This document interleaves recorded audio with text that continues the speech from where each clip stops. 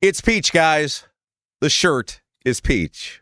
Welcome to the Rob Kendall Show. Looks like our big winner in the YouTube chat today, MLM Warriors. Congratulations to you. For those of you who are listening on Apple, Spotify, iHeart, all the places where you get the Rob Kendall Show on demand, you're like, what the hell? Every day, our fabulous YouTube chat, which all you have to do to be a subscriber, to chat in the YouTube chat is be a subscriber over on YouTube to the Rob Kendall Show, has a little pre-show fun where they try to guess what color shirt I'm going to wear today. The answer, of course, is peach. Welcome in. It's the Rob Kendall Show. Thanks for joining us. Hope you're having a great Friday. Indiana news, politics, and government you're not going to get anywhere else with. Just enough national sprinkled in to keep you entertained. All right, so the question I have for you guys today, and hope you're having a great Friday, or if you're listening to us over the weekend, I know we get a lot of people over the weekend to listen to us as well. Welcome. I don't think there's any doubt our election system is broken.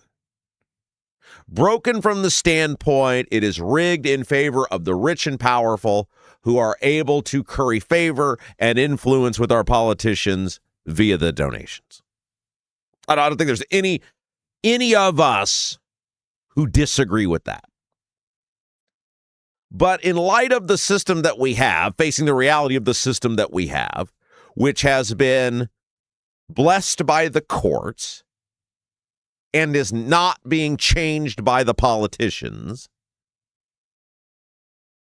in light of that and facing that reality, how would we possibly reasonably expect anyone to compete, certainly for any sort of large-scale office, statewide office, without engaging those donors? It's not meant to be a facetious question. It's not meant to be a question I have an answer for, other than I don't have an answer that you can without doing that. How would any person with the system that is set up, how would they compete on any sort of large scale without engaging the large donors? And here's the reason I ask that question. Greg Ballard's campaign for Secretary of State yesterday announced that he had eclipsed the $1 million mark in terms of donations. Guys, that whether you like Ballard or you don't, whether you agreed with him as mayor or you don't, this is one of the things that people like, Rob's in the tank for Ballard. And I laugh at that because nobody was more critical of Ballard in his time as mayor than me. And I always got told by the Republican Party, who's now completely against Ballard, you don't get it, man. All the stuff that Ballard would do, and I would be critical of it because it was big government stuff, and the Republican Party would tell me, you don't get it, man. Ballard's the gold standard. Red mayor, blue city. Rob, you don't get it. This is the only sort of person who can get elected. We're lucky to have him. Now, fast forward, 10 years later or whatever, 11 years later, 12 years later, and the Republicans are saying Ballard's time as mayor, many of the same types of Republicans, in some cases even the same Republicans, are saying what a bad job Ballard did as mayor. What a rhino he was. Where a decade and a half ago, we were told he was the gold standard. It's almost like people just make it up as they go along. So when I talk about the positives of Ballard's campaign, I talk about not what sort of Secretary of State I think he would be, but the potential his campaign has to open up opportunities for the rest of us. Look, if you decide you're a Greg Ballard voter or you're open to voting for Greg Ballard, you can't think of it as what sort of Secretary of State he would be. This is the laughable thing about when the Republicans talk about, well, you can't hand our elections over to the Democrats. You can't hand this state over to the Democrats.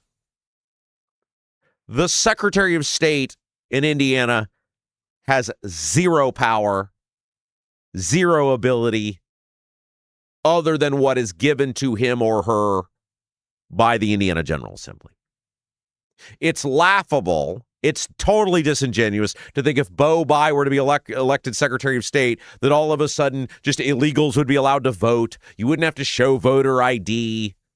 That we would just be turning the state over to the leftists. Like, it's ridiculous. But the Republicans have nothing to run on because of the guy they've had in there for 4 years. So they have to try to convince you that that's what would happen. And so when you think about voting for Greg Ballard,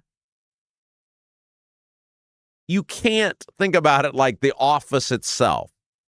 The office itself should be an administrator, should be a paper pusher. I promise you, if anybody other than a Republican was in there, the Republicans, the level of scrutiny, the level of oversight, in a weird way, having a non-Republican in there would make the office probably better and more accountable than it's ever been, whether it's Bayh or Ballard.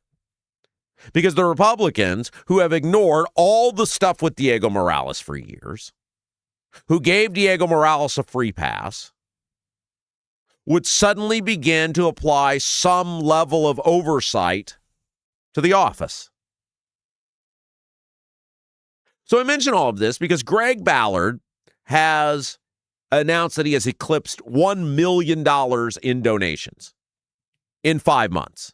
Whether you like Ballard or you don't, that's an incredible feat, an incredible accomplishment, given he has no party apparatus to pull from.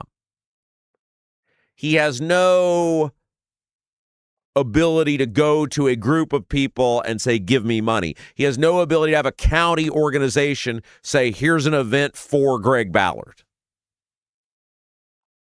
And we told you when Ballard first announced he was running that it wouldn't surprise us if Ballard could do this, given the relationships that he's cultivated over the years as a mayor, as a statesman, as a politician, whatever. And what's impressive about Ballard raising that amount of money is, unlike the Republicans or even the Democrats to some extent. Now, Bayh, to his credit, has come out and said no contracts for anyone who donates to my campaign. Now, whether he holds to that or not, I don't know, but he has essentially taken it off the table as well. Ballard doesn't have anything to offer anybody. I mean, on the surface, the likelihood of him winning seems slim. He doesn't have any favors with the office to offer people. Any potential contracts, any potential connections. The people who are giving to Ballard believe in Ballard. All of that being said, he announced that $1 million number, which is very impressive for 5 months and no party apparatus behind him. But he crossed the $1 million line with a $100,000 donation from a former Eli Lilly executive. And immediately, John Lechleiter is the guy's name. I believe that's how it's pronounced. He's the former CEO of Lilly. And it's the largest single donation from an individual that the campaign has received thus far. But it's a large amount of money. And it comes from a guy who used to run Lilly. And so the Republicans start in on establishment, the rhino, et cetera. Of course, the Republicans take big money from Lilly people or former Lilly people all the time. And while I think the scrutiny of many of our donors is certainly warranted, it's part of why the Max Engling dark money donation that he had to give back is such a big deal. It's not from an individual.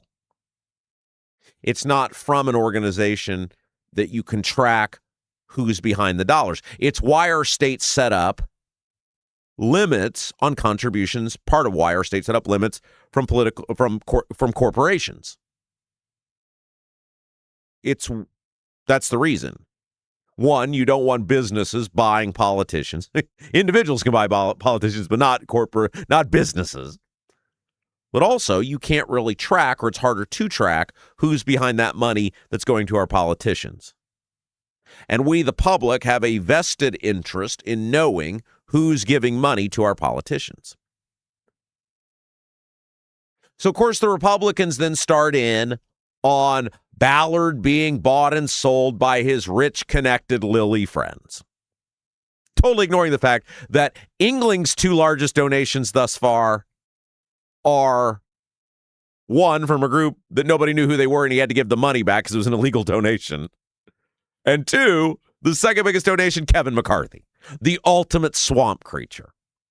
They don't want you to pay any attention to that. By same thing, right? He's had huge, we've talked about him before, huge donations. I think he did have 100,000, maybe even one bigger than that. The reality is that these guys are all sort of playing by the same set of rules, and they're operating with the same game plan.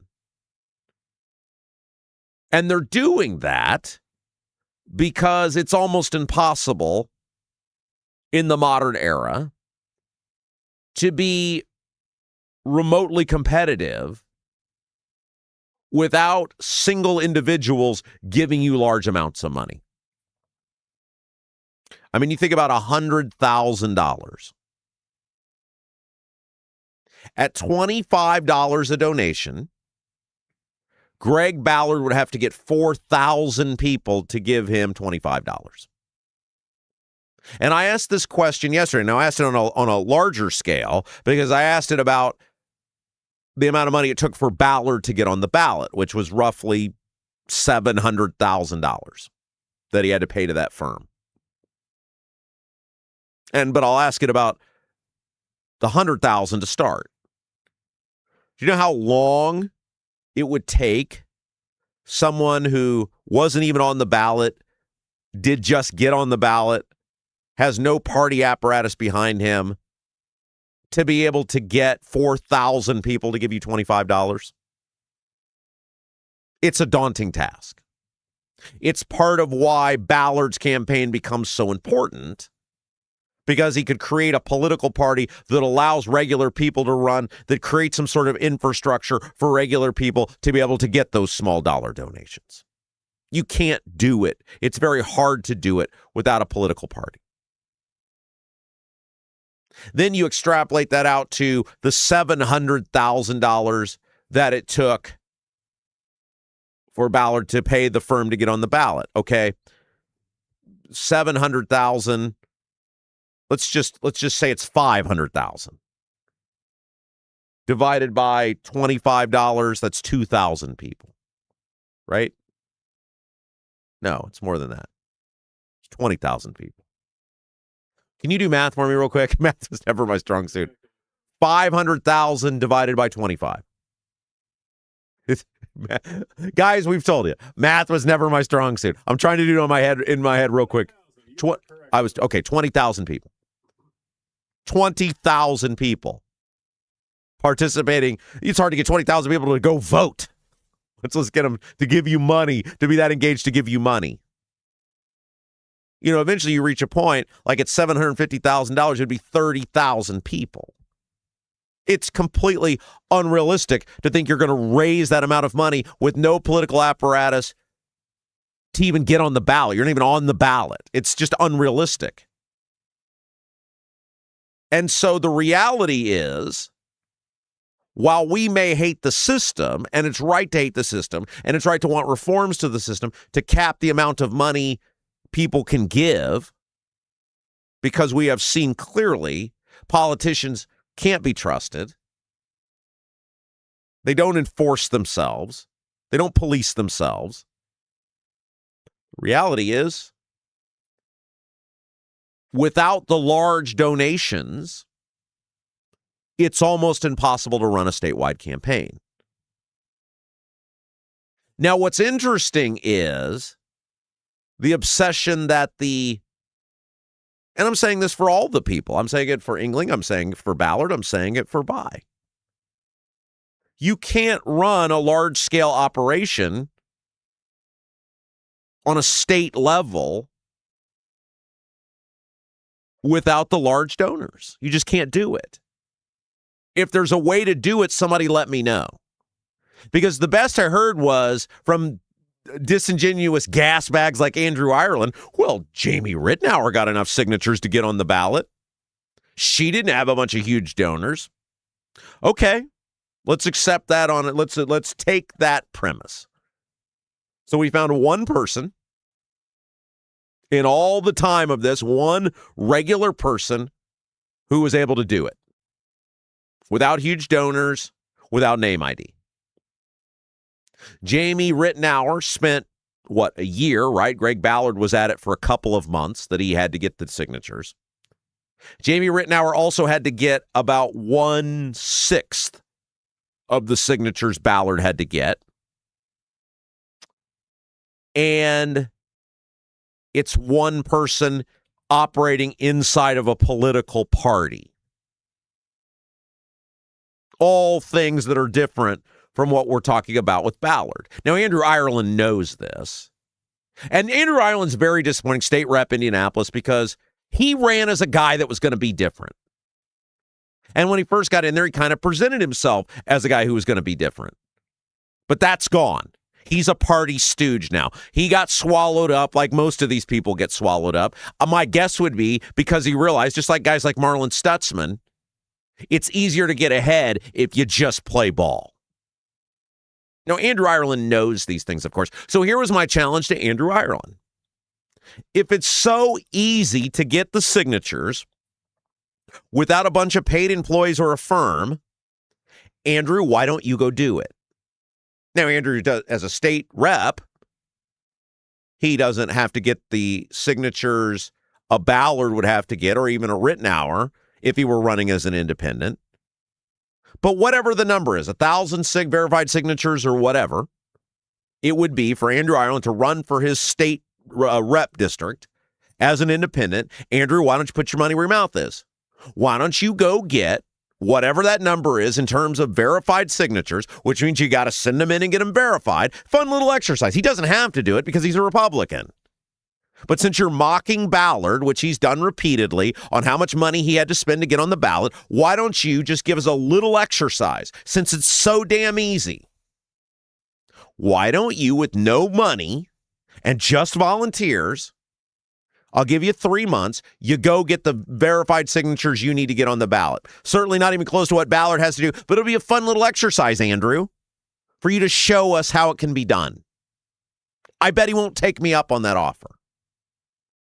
It's gross that people like Andrew Ireland and other Republicans are proud of the system they've created that excludes the overwhelming majority of people from being able to participate.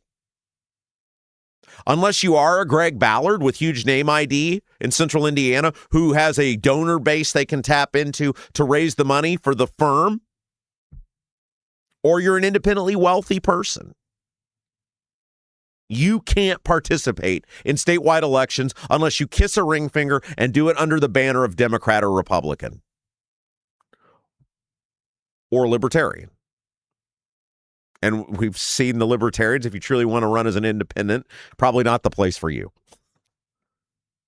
And they've had 35 years to get their act together, and they haven't been able to do it. I mean, that is really the takeaway, or it should be from all of this, is the Republicans are big mad about Ballard for a couple of reasons. One, they're worried about him. They're probably more worried about Ballard than they are Bai, which is very interesting. You see more attacks on Ballard, it seems like, especially from the political class, than you do Bai. Very interesting. Why is that? And two, I mean, Bai is the most likely to end up winning the office. If you were to say, hey, Ballard, Bai, which one of them is more likely to win the election, you would say Bai. Why are the Republicans seemingly more mad at Ballard or more pissed off about Ballard or more upset at Ballard or mocking Ballard than they are Bai? Interesting question. The second part is, why are the Republicans happy that they've created a system or proud of a system that impedes almost every single normal Hoosier from participation?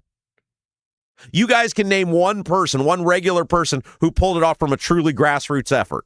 Jamie Rittenauer.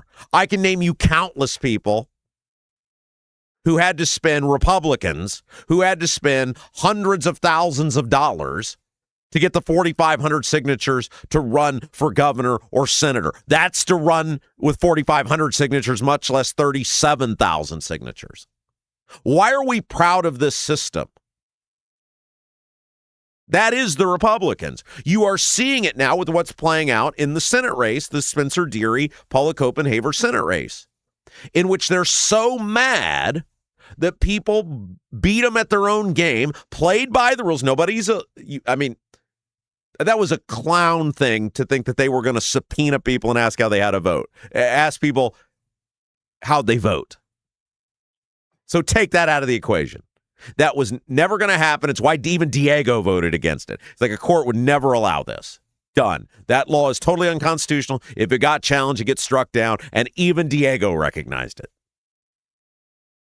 So they get mad if you take that out of the equation. They were going to subpoena people and get votes overturned or whatever. That people beat them at their own game. People played by the rules and beat them at their own game. That's what they're mad about with Ballard. They thought the code was uncrackable. And so now they've realized it's not. But unless you're a Ballard that is super connected and can raise big money, or you're a super rich individual, you can't participate unless you kiss the ring finger of the Republicans or the Democrats. And we've said the Democrats are mostly just as fine as the Republicans are with it, because while they don't have statewide offices, it has nothing to do with signatures or participation. It has to do with their party's a dumpster fire. And they're fine with having their little kingdoms in places like Indianapolis and Lafayette or Bloomington, Lafayette to some extent, the region for a time.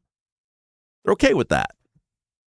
So the question is, if you're not going to participate, if you're going to be critical of Ballard or any person accepting big money from individuals, which is fine, how would you suggest someone run a campaign for statewide office, an effective campaign for statewide office, without accepting the large-scale donations? Especially someone like Ballard, who has no base to pull from. Look, I think about like this show. We're very candid. Obviously, we play all of our sponsors for you. We play their advertisers for you. We tell you who supports us. We don't have to. We choose to because we're transparent here. And our sponsors, some of them were with us from the beginning because they support what we do. But for the most part, they've stayed with us because we generate business for their business. But we've been very candid with you. We have a third hour now. We started with 2. We added a third. And we tell you who pays for it. It's John Rust. And I've been candid with you. The reason we have a third hour is because John agreed to sponsor it. Because going out and having to get the sponsors with the limited time I have was not going to be possible for a third hour. It was infinitely easier for me and only made possible for me to do this third hour because I told John, we're thinking about adding a third hour. Here's the things I'm running up against. He said, okay, I'll sponsor it. And he hasn't asked for anything. He doesn't want anything. I would tell you guys if he did because we're transparent here.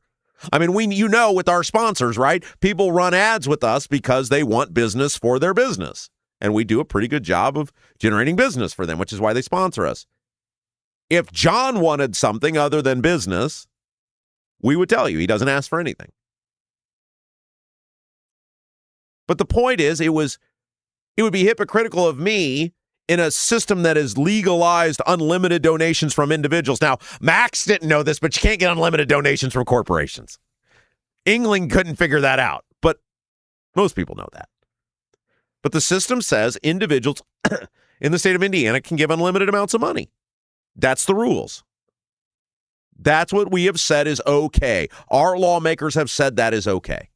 That's the system we have. I'm not going to be hypocritical and tell you it's not infinitely easier to have an individual support you rather than have to go out and get a whole bunch of people to support you. That's how we've done our third hour. Now, I've been very candid with you guys. I believe the election system is broken beyond belief. I wish we would limit the amount individuals could give because they are buying and selling our politicians. And our politicians have proven themselves they're not policing themselves. They have no self-constraint. They have no self-control. I mean, that's why Todd Young is trying to do this stock trading ban, because the politicians have no self-control on enriching themselves. Certainly they have no self-control in rewarding donors because they live off the money. But it would be hypocritical of me to say it's not infinitely easier to get a big donation or support or whatever than it is to try to go get thousands of people, in the case of a politician, to give you money. If someone has an idea, a viable idea, on how an independent candidate would create a statewide campaign that is not infinitely wealthy on their own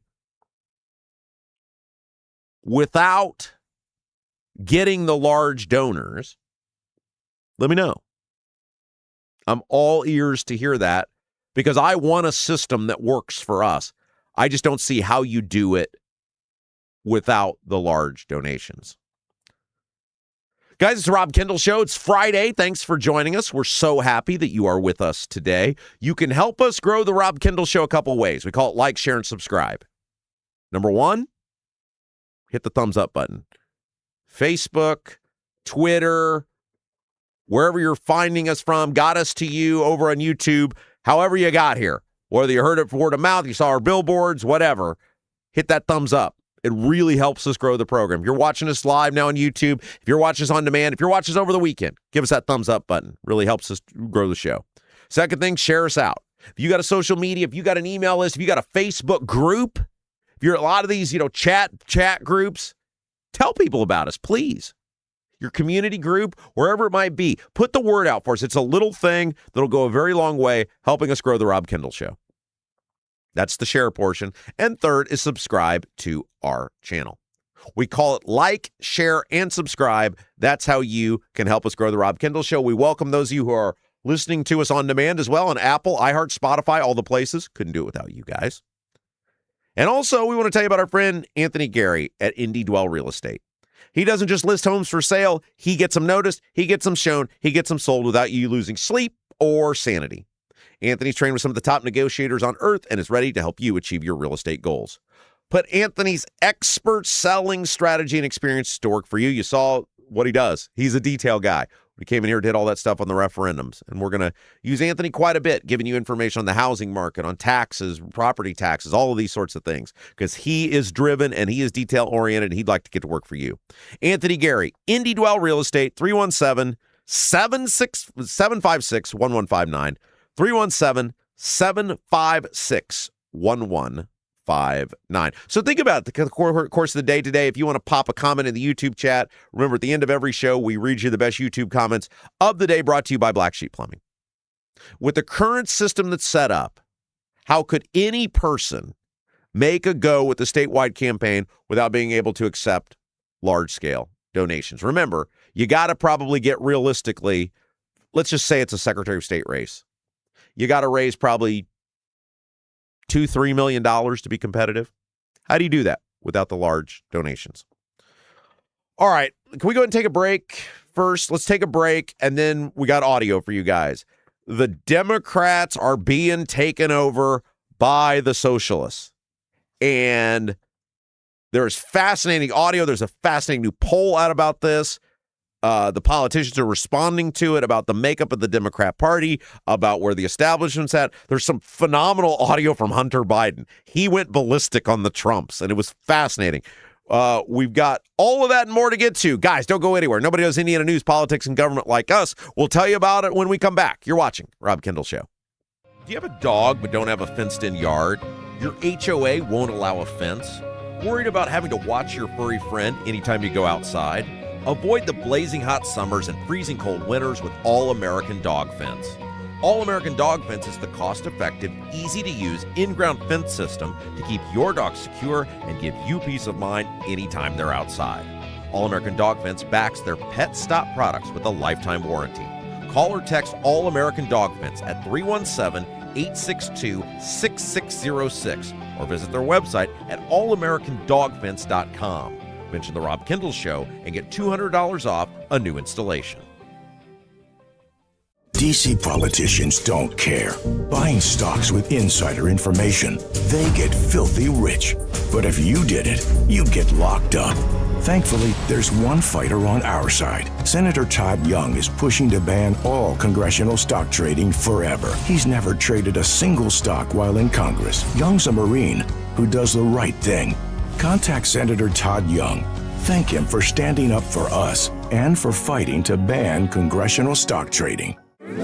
Buying a home or thinking about refinancing? Work with someone local who understands the central Indiana market. Gary Tedrow with Verity Mortgage helps homebuyers and homeowners explore options for purchasing, refinancing, or even consolidating higher interest debt through their mortgage. Gary's approach is simple, clear advice, and personalized guidance, so you can make confident decisions. Visit loansbygary.homes to learn more or get started today. You've got nothing to lose but dollars on your mortgage payment. So call for a free, no-obligation quote, 317-695-5179.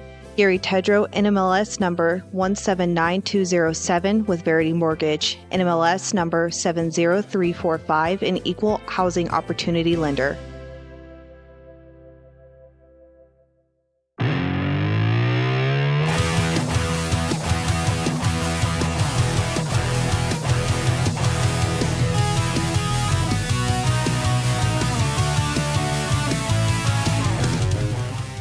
Hey guys, welcome back. It's the Rob Kendall Show. Thanks for joining us. Hope you're having an awesome Friday. Thanks for spending it with us. Don't forget, we get done here today. You're like, man, I need Rob Kendall Show in my life. And how could you not? We've got Statehouse Happenings. It's available. It's in the video section of our YouTube page. Think of it as like a 30-minute addition to the Rob Kendall Show. Jim Merritt, Abdul, myself, we talk about the biggest stories in Indiana news, politics, and government from the week that was. A lot of focus this week on the dark money donation to Ingling. A lot of focus this week as well on Diego's vote to deny the subpoenas of the people testifying on who they voted for. Find it. Keep the Rob Kendall Show with you over the weekend. Statehouse Happenings available for your on-demand listening pleasure. Monday's show is going to be a blast. The oil guy, Bill Herrick, is going to be with us. Find out how high gas prices might be going. Bill Herrick, the oil guy, back with us. Plus, we've been talking about this for a while now. We've got a sports betting show that's going to start. A little fun 30-minute sports betting show for football season. I know, obviously sports betting is huge, and we've been doing our best to put this thing together, and so we're excited about that. Kenny from the Sports Betting Show is going to be with us on Monday as well. We'll tell you a little bit about when you're going to be able to get it, what we're going to have. It's going to be mostly a college and NFL show, just a fun little 30 minutes each week that will tell you some of our picks, our plays, all that good sorts of stuff. So Kenny will be with us on Monday as well. Maybe give a little teaser on some things you want to be thinking about as you're getting your preseason picks in for college and NFL. So that's coming up on Monday's show. So we'll look forward to that. Okay, audio. Well, before we get to the audio, there was a fascinating couple of polls that came out about the Democrats as a party continuing to embrace and enable being taken over by socialism and the socialist maniacs. The only problem for the Democrats, well, it's a big problem, is the public ain't there yet. So according to the Washington Post did a big poll. 3 in 4 Democrats say they would be open to supporting a Democrat socialist for president. Let me repeat that to you guys. 3 in 4 Democrat voters say they would be open to supporting a Democrat socialist for president. Now remember, the Democrat socialists have been pretty candid about who they are. That Democrat, Megan Romer, I think she's the vice chair of the National Democrat Socialists. She was on Fox News, said they are for no borders, no police, essentially no military, getting rid of the Senate, overhauling the Supreme Court. All of these things, they're candid about what they are, and 3 in 4 Democrats say, yeah, I'm open to that.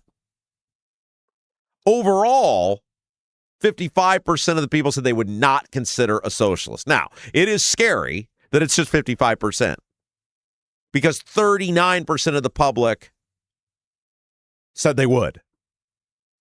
39%, so basically that, sort of 3/4 of the Democrat Party. 39% of our country has said they would consider a Democrat socialist for president. So there's like the moment now, we're in the moment where you say, okay, it's not a winner right now. The majority of Americans still say no, but it's climbing. It's increasing. And that should scare the hell out of everyone. That more and more people are saying we would be open to one of these maniacs running our country. However, in the election today, as we told you, it's still a loser, which is a big problem for the Democrats. It may not be a loser 5 years from now, probably won't be a loser 10 years from now, but in the moment, it's still a loser for the Democrats. And these people, these Democrat socialists, are becoming more and more a face of the party. 54% of independents also said no, they would not consider a Democrat socialist for president. What's interesting about this poll is that a plurality of every age group said no, and a majority, over 50% of every age group, but 18 to 29, said no. So what I mean by that is a plurality is the most, but not a majority. So 18 to 29, a plurality said no. Every other age group, over 50% said no, they would not consider a Democrat socialist for president. Just 15% of Americans said they like a political leader who identifies as a Democrat socialist compared to 36% who dislike. Now, what's wild is all of the people who consider voting for one, even though they dislike them, which tells you how much the other side is disliked. The Republican side is disliked, which is the conversation we've been having with you guys. Neither side wants to snatch victory.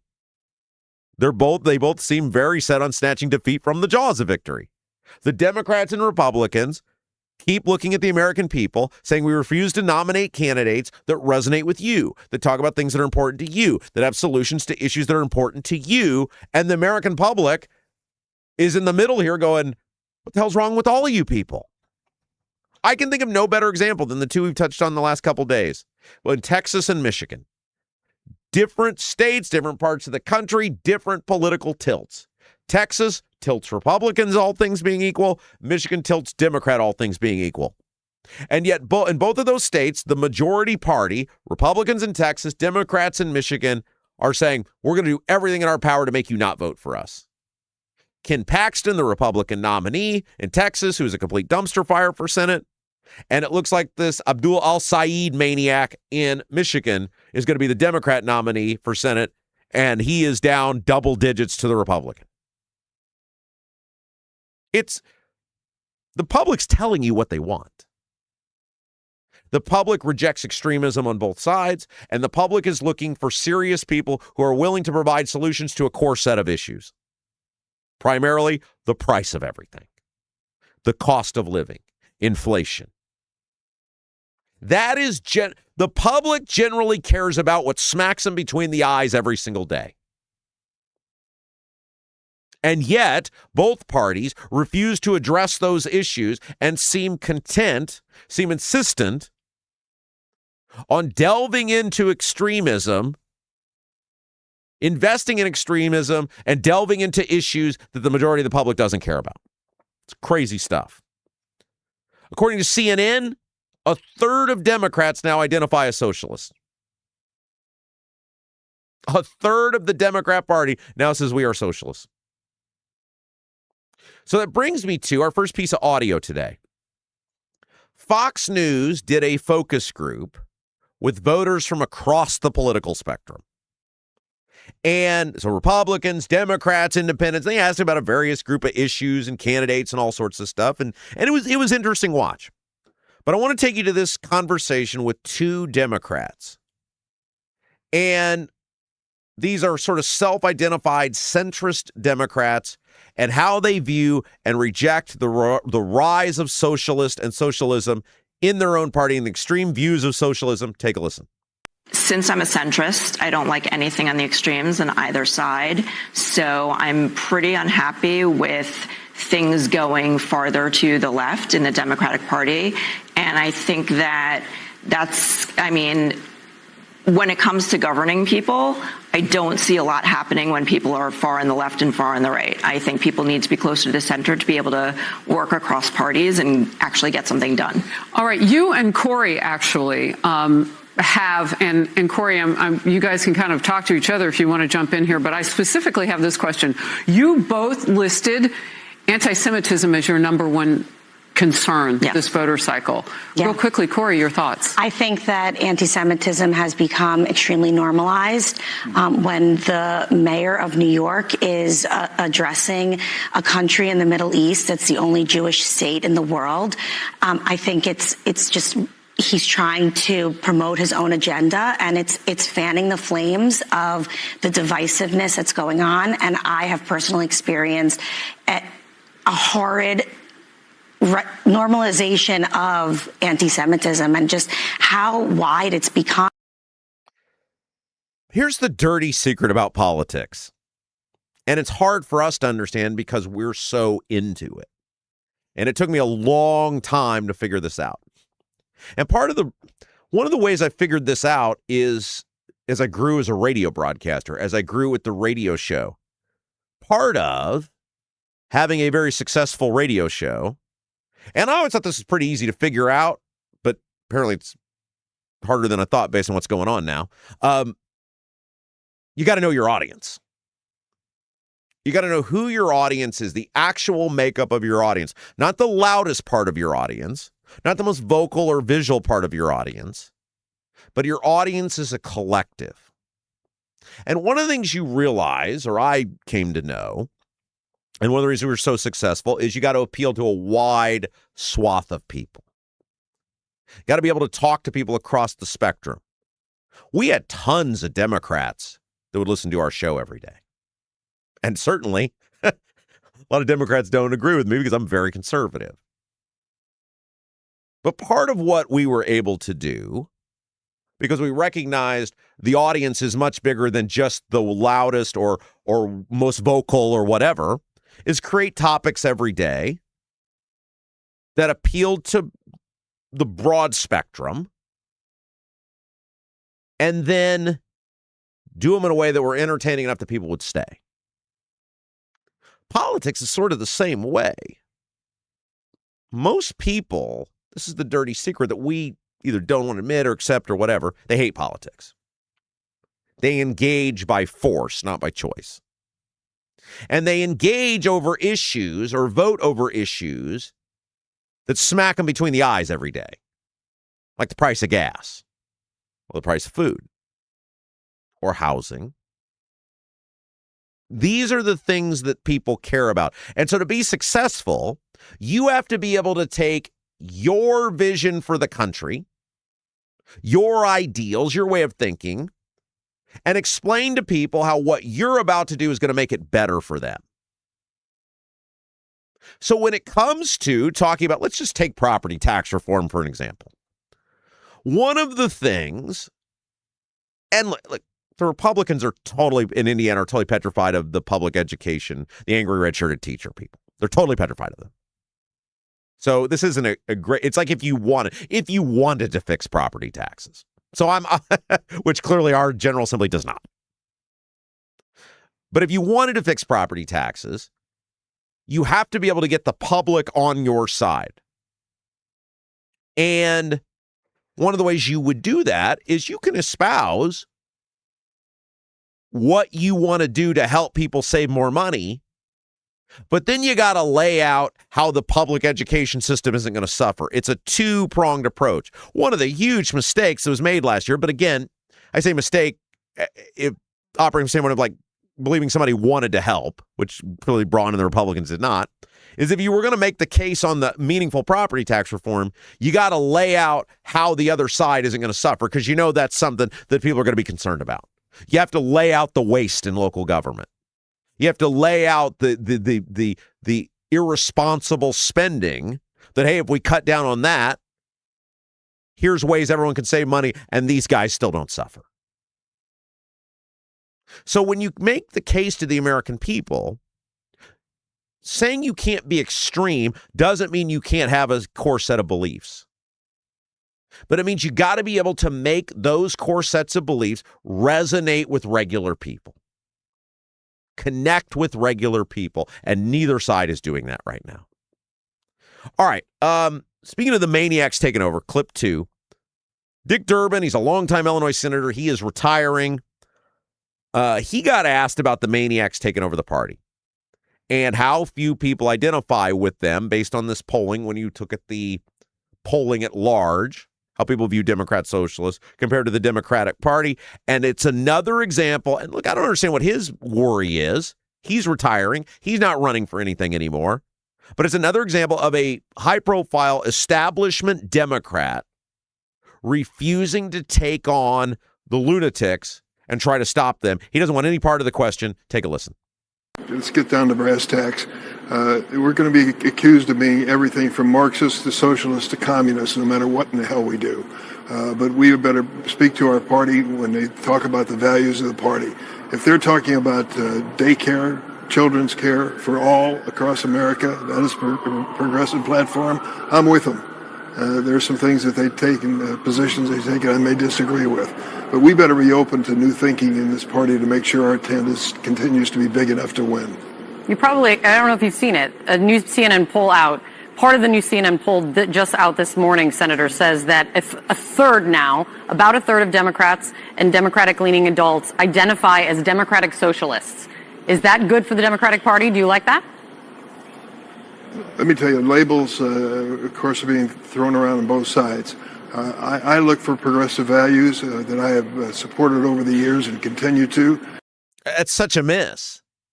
Everybody knows what these people are. It's why the Democrats are scared to death about this Megan Romer clip. I think that's her name. That keeps getting thrown out there. The Democrat socialist lady.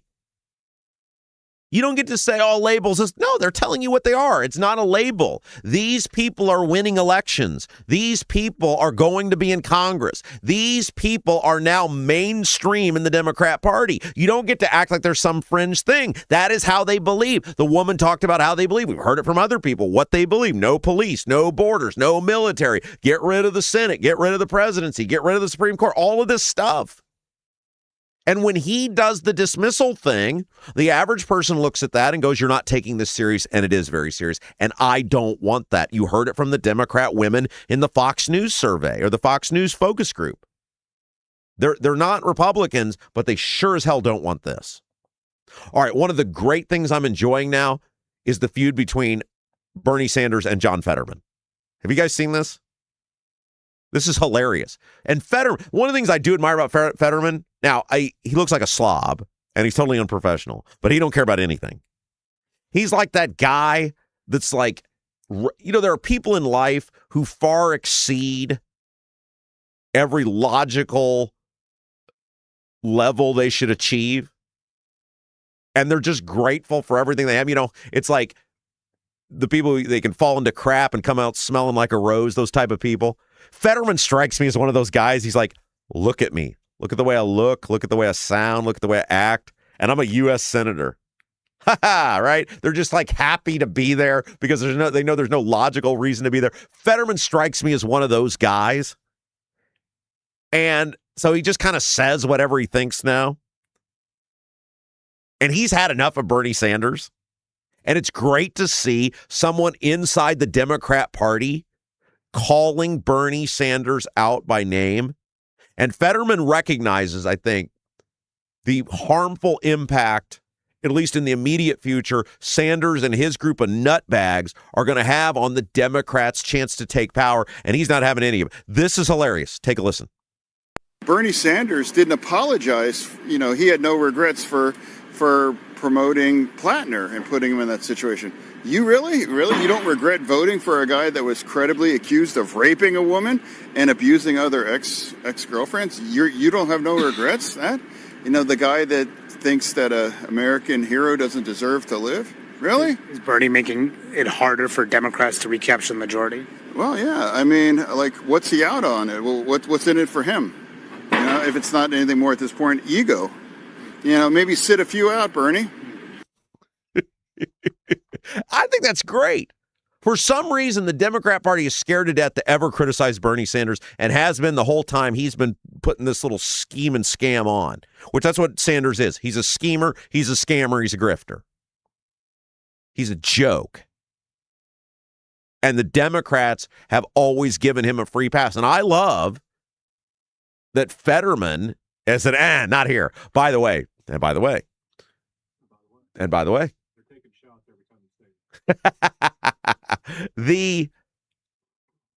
There is a huge push now for Fetterman to join the Republican Party, which is just classic Republicans because Fetterman is a liberal. It just shows you the Republicans, like they're openly courting Fetterman to join their party.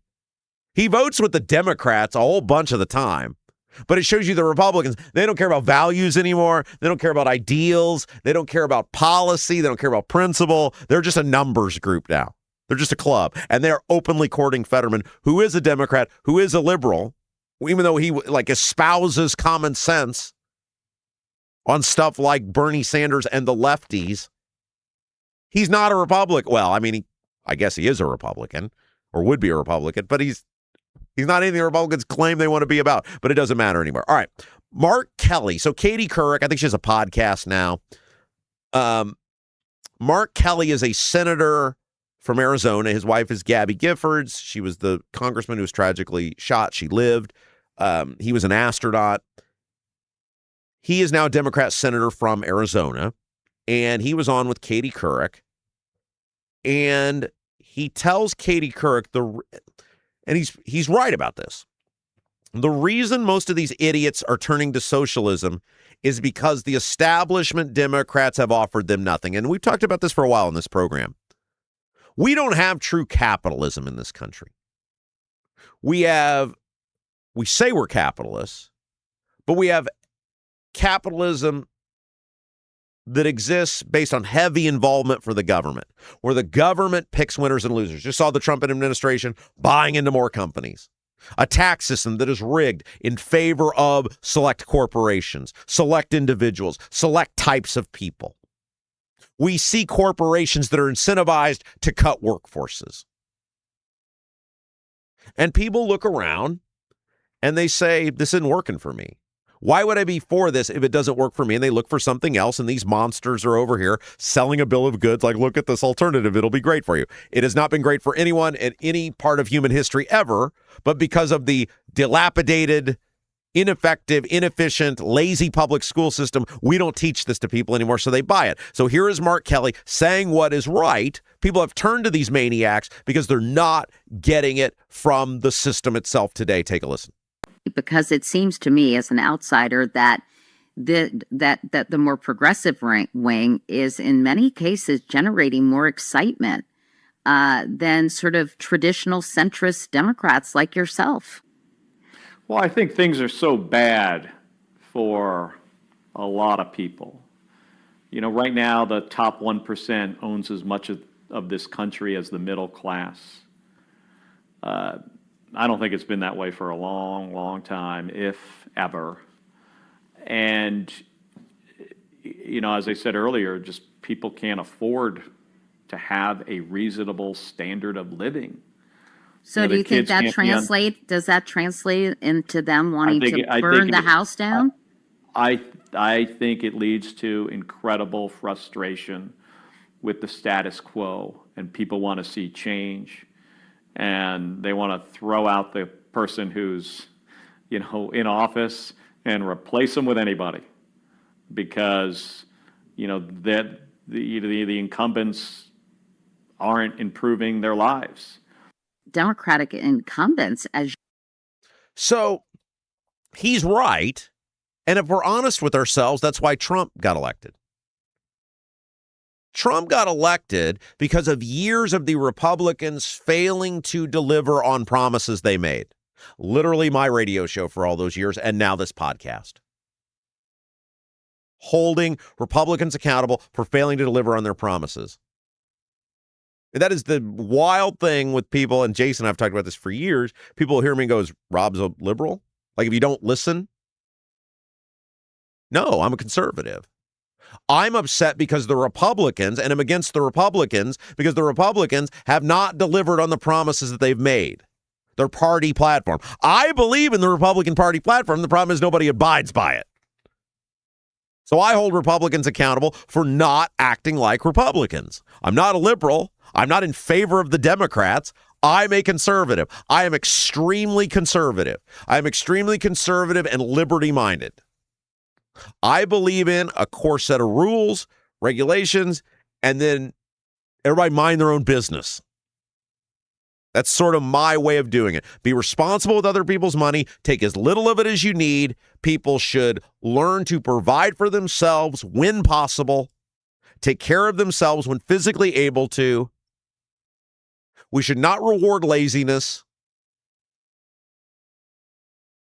And that you should take as little of other people's money, and that the government should do only what the private sector could not do for themselves. You know, I'm not an extremist who doesn't believe in public roads,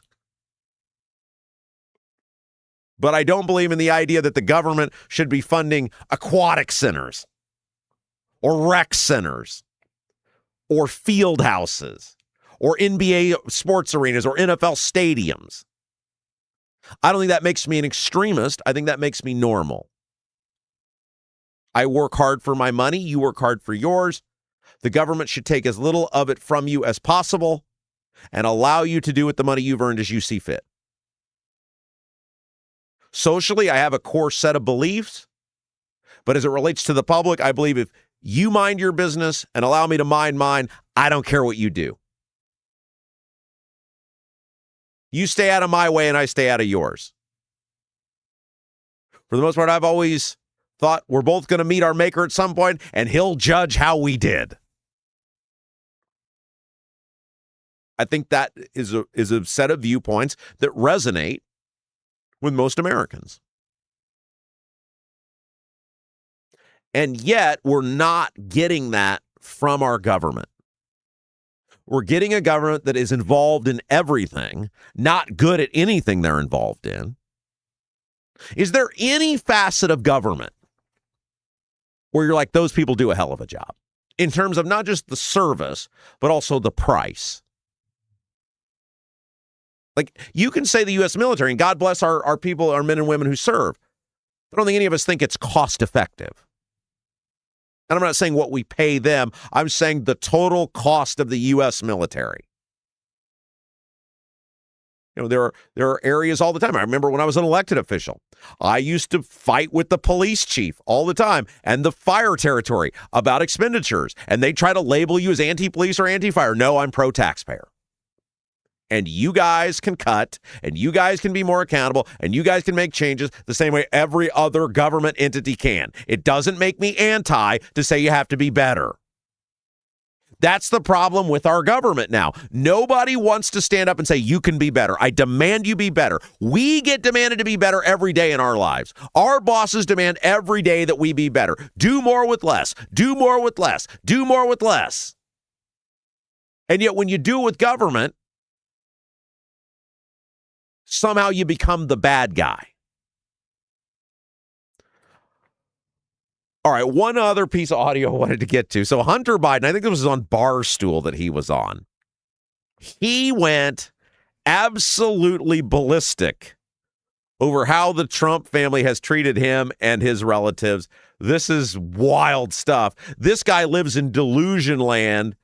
I mean, a total lack of acceptance of who he is, who he was, who his old man is, who his old man was, the stuff they did. It is amazing, the fantasy island that he lives in, that they are some sort of victims in everything that's transpired. 5, take a listen. For the rest of time that I am on this earth, that their names will live in ignominy.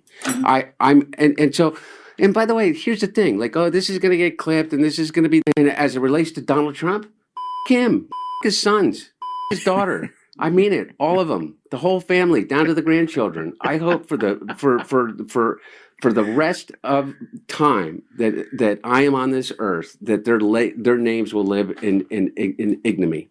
And by the way, here's the thing, like, oh, this is going to get clipped and this is going to be the thing, and you go out there. But let me just tell you something. What would you expect me to say? What would you expect me to say about a man that treats my father that way, publicly? What would you expect me to say about a man that treats my mother that way, that treats my sister that way? They stole her fucking diary and published it. Said my dad is a pedophile. Yeah. They were involved in that directly. What would you expect me to say about a group of people that have the capacity and the capability to do that? They may think, oh, all is fair in love and war and politics. And, well, that's how you get power. Well, you know what? Them and that. They have done the most awful things to my family and to me personally. Forget about me, though. I can take it. He acts like he's Mother Teresa and that his family was, some sort of charitable missionaries who were traveling the globe helping people. You're a convicted felon who only got a fraction of the punishment you deserved. And your old man spent 30, 40 years running a crime syndicate using his elected position both as a U.S. Senator, Vice President, and then President of the United States. Your family's rotten. You can say the Trumps are rotten too. I'll hear it out. But you're not a victim. You had this lavish lifestyle that you never would have had if your last name was Smith. And you got what you got, and your family got what they got because of the office for sale scheme that your old man was involved in.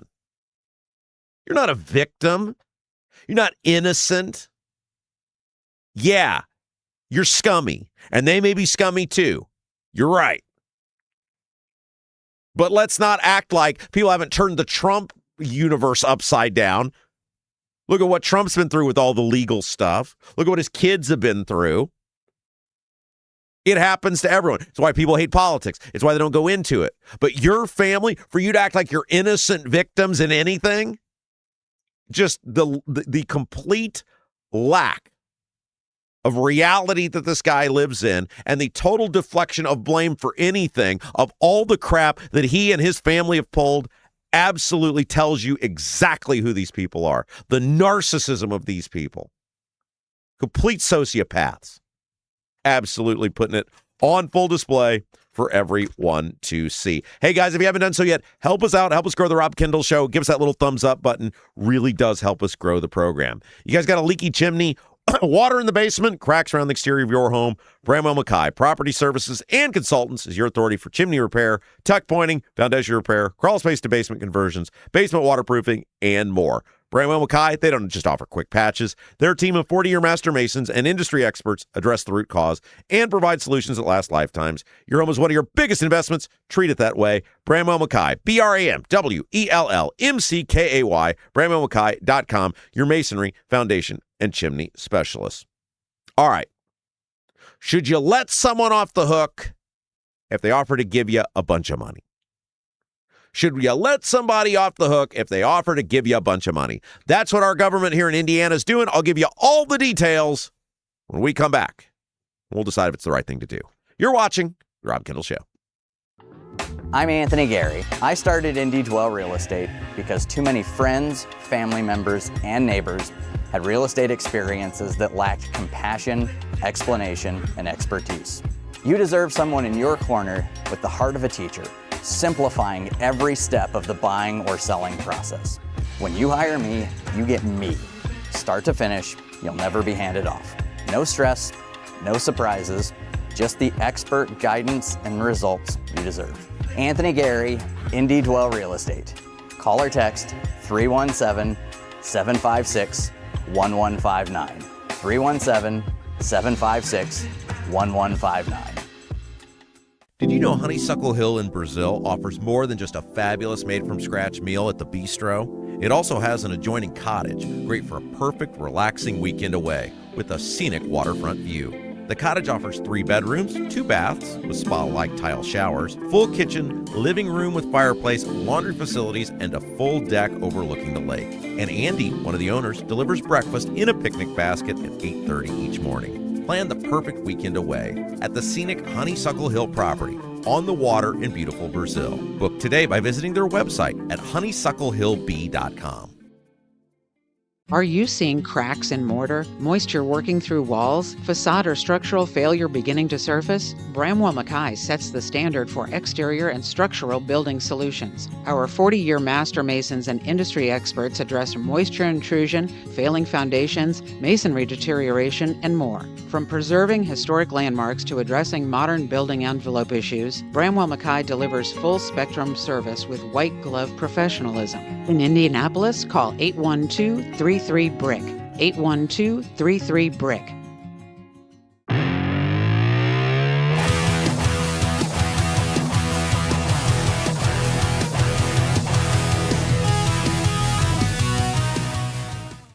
Hey guys, welcome back. It's the Rob Kendall Show. We have some breaking news.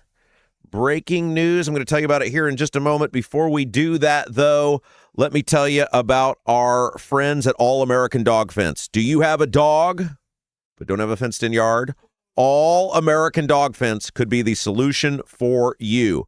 Maybe your HOA won't allow a fence. Worried about having to spend too much time outside in those freezing hot or freezing cold winters, blazing hot summers. All American Dog Fence can take the worry out of that, keep you inside, and keep your dog safe. All American Dog Fence is a cost-effective, easy-to-use, in-ground fence system designed to keep your dog secure and give you peace of mind anytime they're outside. All American Dog Fence, owned by Kelly and Jeff. They've got 3 dogs themselves. And they enjoyed using All American Dog Fence so much, they bought the business. How about that for a testimonial? All American Dog Fence. Their products are backed up. They're Pet Stop products, backed up by a lifetime warranty made right here in the good old U.S. of A. Call today for a free quote, 317-862-6606. 317-862-6606. All American Dog Fence, allamericandogfence.com. Mention the Rob Kendall Show. Get an incredible $200 off. $200 off. Mention the incredible Rob Kendall Show. What a discount. Say, hey, I'm a fan of the Rob Kendall Show. Give me that $200 off. All American Dog Fence, 317-862-6606. All right, trying to balance some things here. We've got some breaking news. Rod Bray has announced, according to WTHR, that he will not run for Senate leadership next year.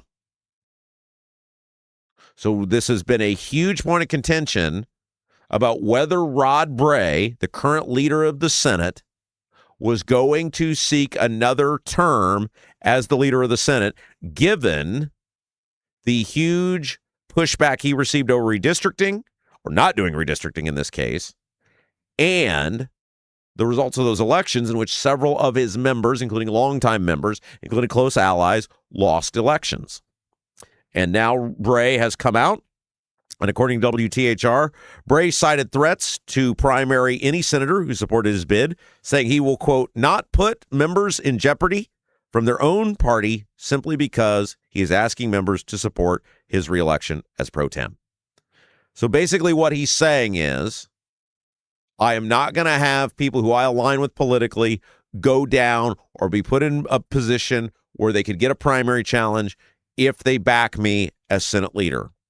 Quote, serving as the president pro tem of the Senate for 8 years has been among the most significant honors of my life, but it's time for the Senate to choose another leader. Okay, so there's that. So that's what we know. Rod Bray stepping down as the leader of the Senate effective next year. He said he will continue to run the Senate. Now, there's much running to do right now. Senate not in session, but he will continue to run the Senate until a leader is picked. Let's talk about this for a minute because this is interesting.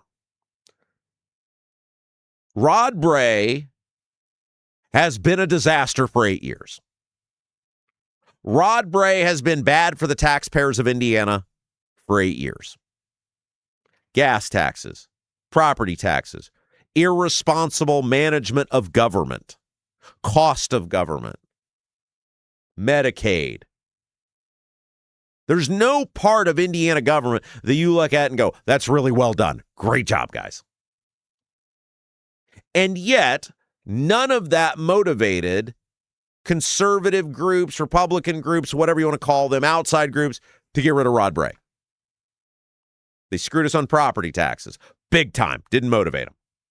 The IEDC, a wholly corrupt organization that Bray and other Republicans pump huge money, millions and millions of dollars into, didn't care. Medicaid is a disaster, didn't care. Mismanagement of COVID in the state of Indiana. Shutdowns, lockdowns, they did nothing to stop it, didn't care. Gas taxes, one of the highest in the nation, didn't care. No, what motivated people to get rid of Bray was he didn't do what Trump wanted. This is part of what I talk about not meeting people where they are. Republicans weren't really willing to fight Rod Bray on bad policy, but they were willing to fight Rod Bray on not being subservient to Trump. In terms of what people care about, most people, redistricting, like number 85. Like, you can say whatever you want about the election results. Holdman lost because he's an ass. Greg Walker lost because he'd been there forever and he was viewed as having been there too long and he was ineffective. Jim Buck, same thing. He'd been there too long. A lot of people didn't like him. It wasn't because of redistricting. Redistricting brought the attention. It brought the boots on the ground. But those people didn't lose because of redistricting. What makes me angry is they weren't challenged for the things they should have been challenged on years ago. We didn't get the army didn't come in. The president sent the army in to get rid of these bad lawmakers. They were bad lawmakers a year ago, 5 years ago, 10 years ago. Nobody did anything. It was only when they weren't subservient to Trump. And the same thing is true with Rod Bray. Rod Bray's the leader of the Senate. He screwed all of us on property taxes. Nobody did anything. Nobody came to bat for us when he was bad at governing. They only went to bat to get rid of Bray or get even with Bray or whatever you want to say when he didn't do exactly what Trump wanted. This cult of personality stuff in our politics that is driving activism, that is driving activity, it's not good. I mean, and again, when we talk about the judging of redistricting and the role it had in our elections, there were 3 seats that the pro-redistricting people wanted the most. Holdman, which they got, but Holdman was also high up in the Senate. He'd been there forever, and he was the architect of the property tax bill. That's why Holdman went down. Greg Good won easily over in Terre Haute and Spencer Deary, and right now Spencer Deary is winning by 3 votes. So how'd they really do if it's all about redistricting? The 3 big targets, one of them survived for sure, one of them lost, and one of them looks like probably going to eke out a victory. But even if he loses, like let's say he loses by 1 vote, was that a resounding defeat of people who voted against redistricting? No, it's a draw, basically. You won 1 big, you lost 1 big, and one's essentially a tie. People didn't vote based on redistricting. But yet that is what motivated these outside groups, the Trump groups, whatever, to come in, was avenging Trump. Not avenging you, but avenging Trump. It's going to be good that Rod Bray goes down. But who are they going to replace him with? There's a good chance it's going to be another guy that is politically aligned up with Bray.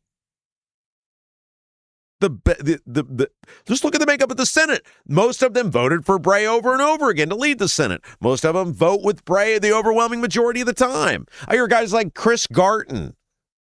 Okay, gave a good speech. But his actual voting record is, on most things, aligned with Rod Bray. Why would you think things are going to ultimately be that much different? Bueller? It's dinner theater. Getting rid of one monster doesn't do you any good when you replace him with a monster that mostly agrees with him. All right, so there was an interesting article from the Indiana Capitol Chronicle, and I want to get your guys' opinion on this in the YouTube chat because I can see both sides of this, but I will ask you this.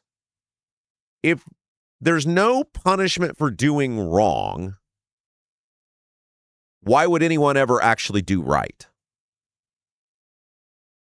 It's the question I'm asked about the sort of flippant response the other day by Max Engling about accepting this illegal donation.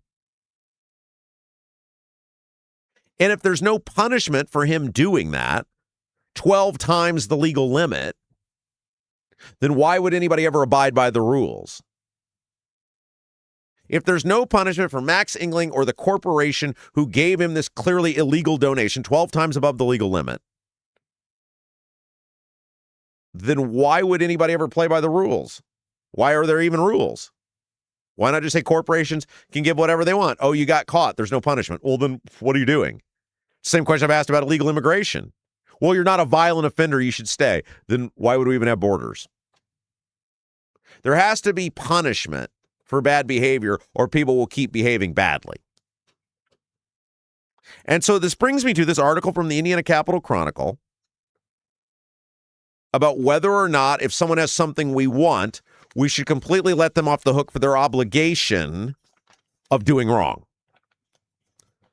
More than 2,300 people have logged in to the Department of Revenue's online service portal to check on their amnesty eligibility and payment options, said Emily Wan, the agency's executive director of operations. Now, this relates to the tax amnesty our state is currently having, in which the state of Indiana is saying if you, during this period of time, come in and pay your back taxes, we're going to waive any penalties or interest. The amnesty period opened July 15th for those with tax liabilities before January 1 of 2024. People must agree on payment plans no later than September 9th. So what they're saying is, if you have back taxes that you owe the state, you didn't pay your taxes on time, you didn't pay the right amount, we're going to waive the penalties if you give us our money. So the first part of you says, okay, well, that's probably a good way to get money. It has been in the past. The Department of Revenue estimates the amnesty period could yield between $65 million and $144 million, while the state budget agency has included $124 million of amnesty revenue in its 27-year fiscal projections. So they're basically saying they think they'll get $124 million off of this. Okay. That's a lot of money for the state of Indiana you otherwise might not have gotten. So I see that. I see that and go, okay, I can see that. You're getting people to pay who otherwise might not pay. But I pay my taxes on time. And some years I owe money to the government. And I pay that on time. I pay. Why did I do that? Why did I pay that money on time? If all these years later, I could just not give the government what they owe, hang on to that money, use it for my own preferences, and then go, oh, okay, I'll pay you back 3 years later, or 4 years later, or 5 years later. Why would anybody be incentivized to pay their taxes on time if you're just going to bail out and eliminate the penalties for the people who didn't? The state did this, and this is where we come to what you should be really upset about. Legislators directed the Department of Revenue to establish the amnesty period as part of the state budget bill adopted in 2025. Why did they do this? That came as they scrambled in response to projections that tax collections would grow less than 1% each year of the state's 2-year budget cycle. Remember, last year when the state was putting together their budget, which is why they raised taxes by $1 billion, which, by the way, I'll get to this here in a moment. I have an article on just that out in the Indy Star today, if you'd like to read it. I've got it linked up at Rob M. Kendall on Twitter, if you'd like to see it. Remember last year, because the state can't revenue forecast, they were deeply concerned that they weren't going to have any money because of Trump's tariffs. Now, of course, they ended up with billions more than they anticipated because the revenue forecasters stink at their job. There's never any punishment for stinking at their job. They always just keep getting to keep their job, even though they don't do the job right many times. And so the state was desperate for revenue. So what they said is, well, here might be a way that we can get revenue. We'll just say, sure, you didn't follow the law. Sure, you didn't follow the rules. Sure, you owe money. Other people paid on time. Other people abided by the rules and regulations, but we'll waive all the penalties of that, and you just give us our money, and we'll call it even. Why would anybody abide by the rules if there's no punishment for not following the rules? In 2015, the last time there was an amnesty period, collections topped $188.5 million, which was about 34% of the liability that was out there. So about a third of the taxes that were owed got paid in 2015. The state believes this time that the liabilities collected could be between 14 and 31%. Here's the other problem I have with this. If you told me all the money that we collect is going to go to roads, and here's the projects we're going to do with the estimated $127 million, and I could judge it, then maybe I might have a different opinion. If you told me all the money collected was going to go to give $2 or $3 an hour extra to people like Debbie Holcomb to watch Michael, the severely disabled citizens, to have their caregivers get a few extra dollars so they don't have to be institutionalized, okay, maybe I'd consider it. But that's not what's going to happen. Quote, many of the taxes, such as individual income tax, corporate tax, and sales tax, are deposited into the state's general fund to then be allocated to the Indiana government activities, the agency's website said. It means the state is going to take this money and do whatever the hell they want to do with it, and you don't know what it's going to be. Legalized vote buying, probably maybe part of Braun's $200 million additional for subsidized daycare.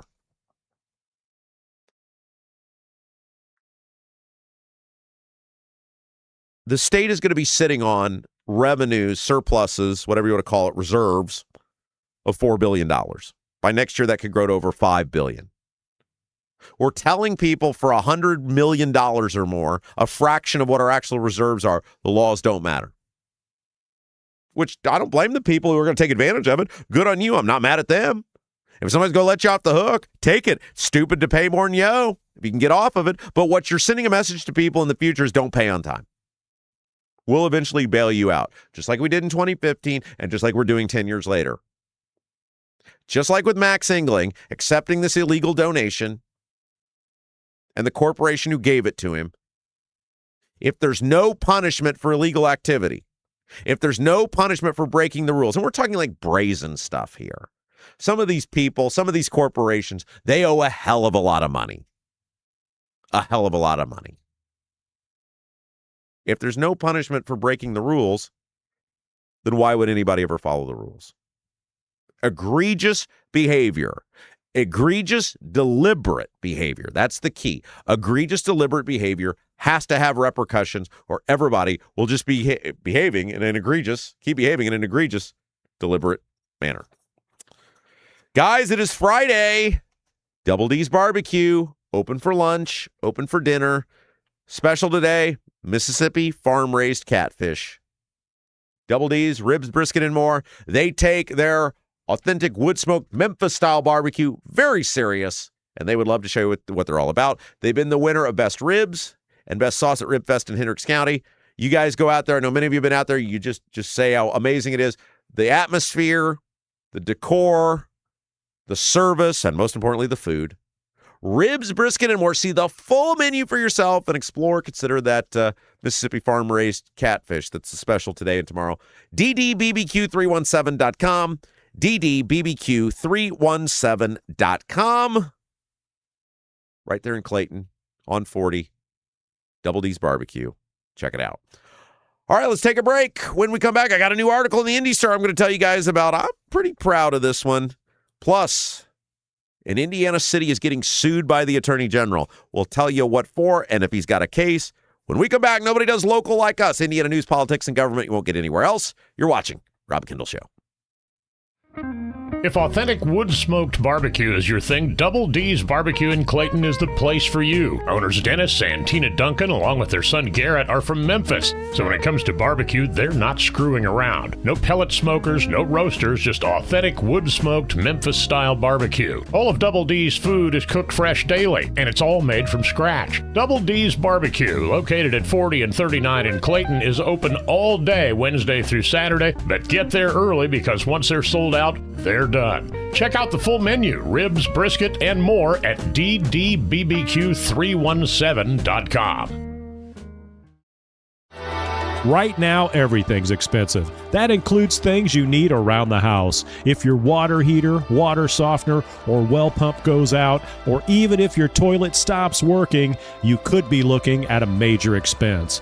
Don't let your next call to a plumber break the bank. Call John at Black Sheep Plumbing. John is a Hoosier lifer who takes pride in and stands behind his work. That's why all basic services and repairs with Black Sheep Plumbing come with a 2-year parts and labor guarantee, with water heaters having a 6-year parts and tank guarantee. Call or text Black Sheep Plumbing for all your needs today and speak directly with John, the owner. 765-315-7558. That's Black Sheep Plumbing at 765-315-7558. Is the inside of your house a total mess, like a complete dumpster fire? Call AJ's Picture Perfect Cleaning. When you walk into your house after using AJ's Picture Perfect Cleaning, you will see and smell the difference. They take great pride in their workers and treat your home like their own. All cleaners pass through a background check and drug screening. Call today and mention you heard about AJ's Picture Perfect Cleaning on the Rob Kendall Show, and you will get an incredible $50 off your first clean. AJ's Picture Perfect Cleaning serves all of Central Indiana. Book your appointment today by calling 317-530-8148. 317-530-8148.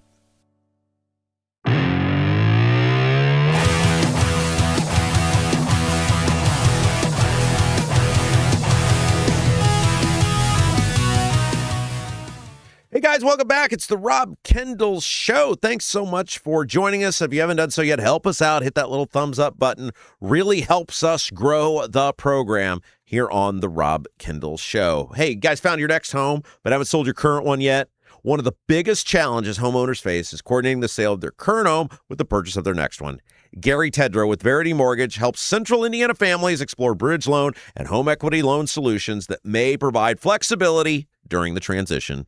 Whether you're moving up, downsizing, or need access to your home's equity, Gary takes the time to understand your goals and walk you through your options. Visit loansbygary.homes to learn more. Loansbygary.homes to learn more. Gary Tedrow, Verity Mortgage, NMLS number 179207, equal housing lender.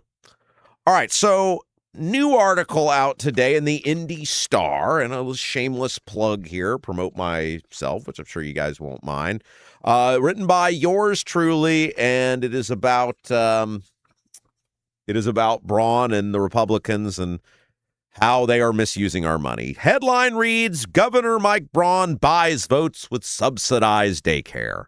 And you can read that article now over at the Indy Star, indystar.com. I've got it linked up at Rob M. Kendall on Twitter. And basically the article is talking about how last year the Republicans needlessly raised taxes by $1 billion because they couldn't forecast revenue, because they were lazy, because they didn't want to come back and work. In hindsight, they didn't need any of that extra money.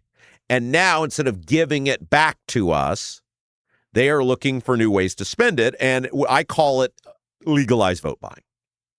And legalized vote buying is when a politician or a group of politicians take money from one group of people, usually from people they either count on, they know they're going to vote for them no matter what, or won't vote for them no matter what, and they give it to people whose votes they want to win.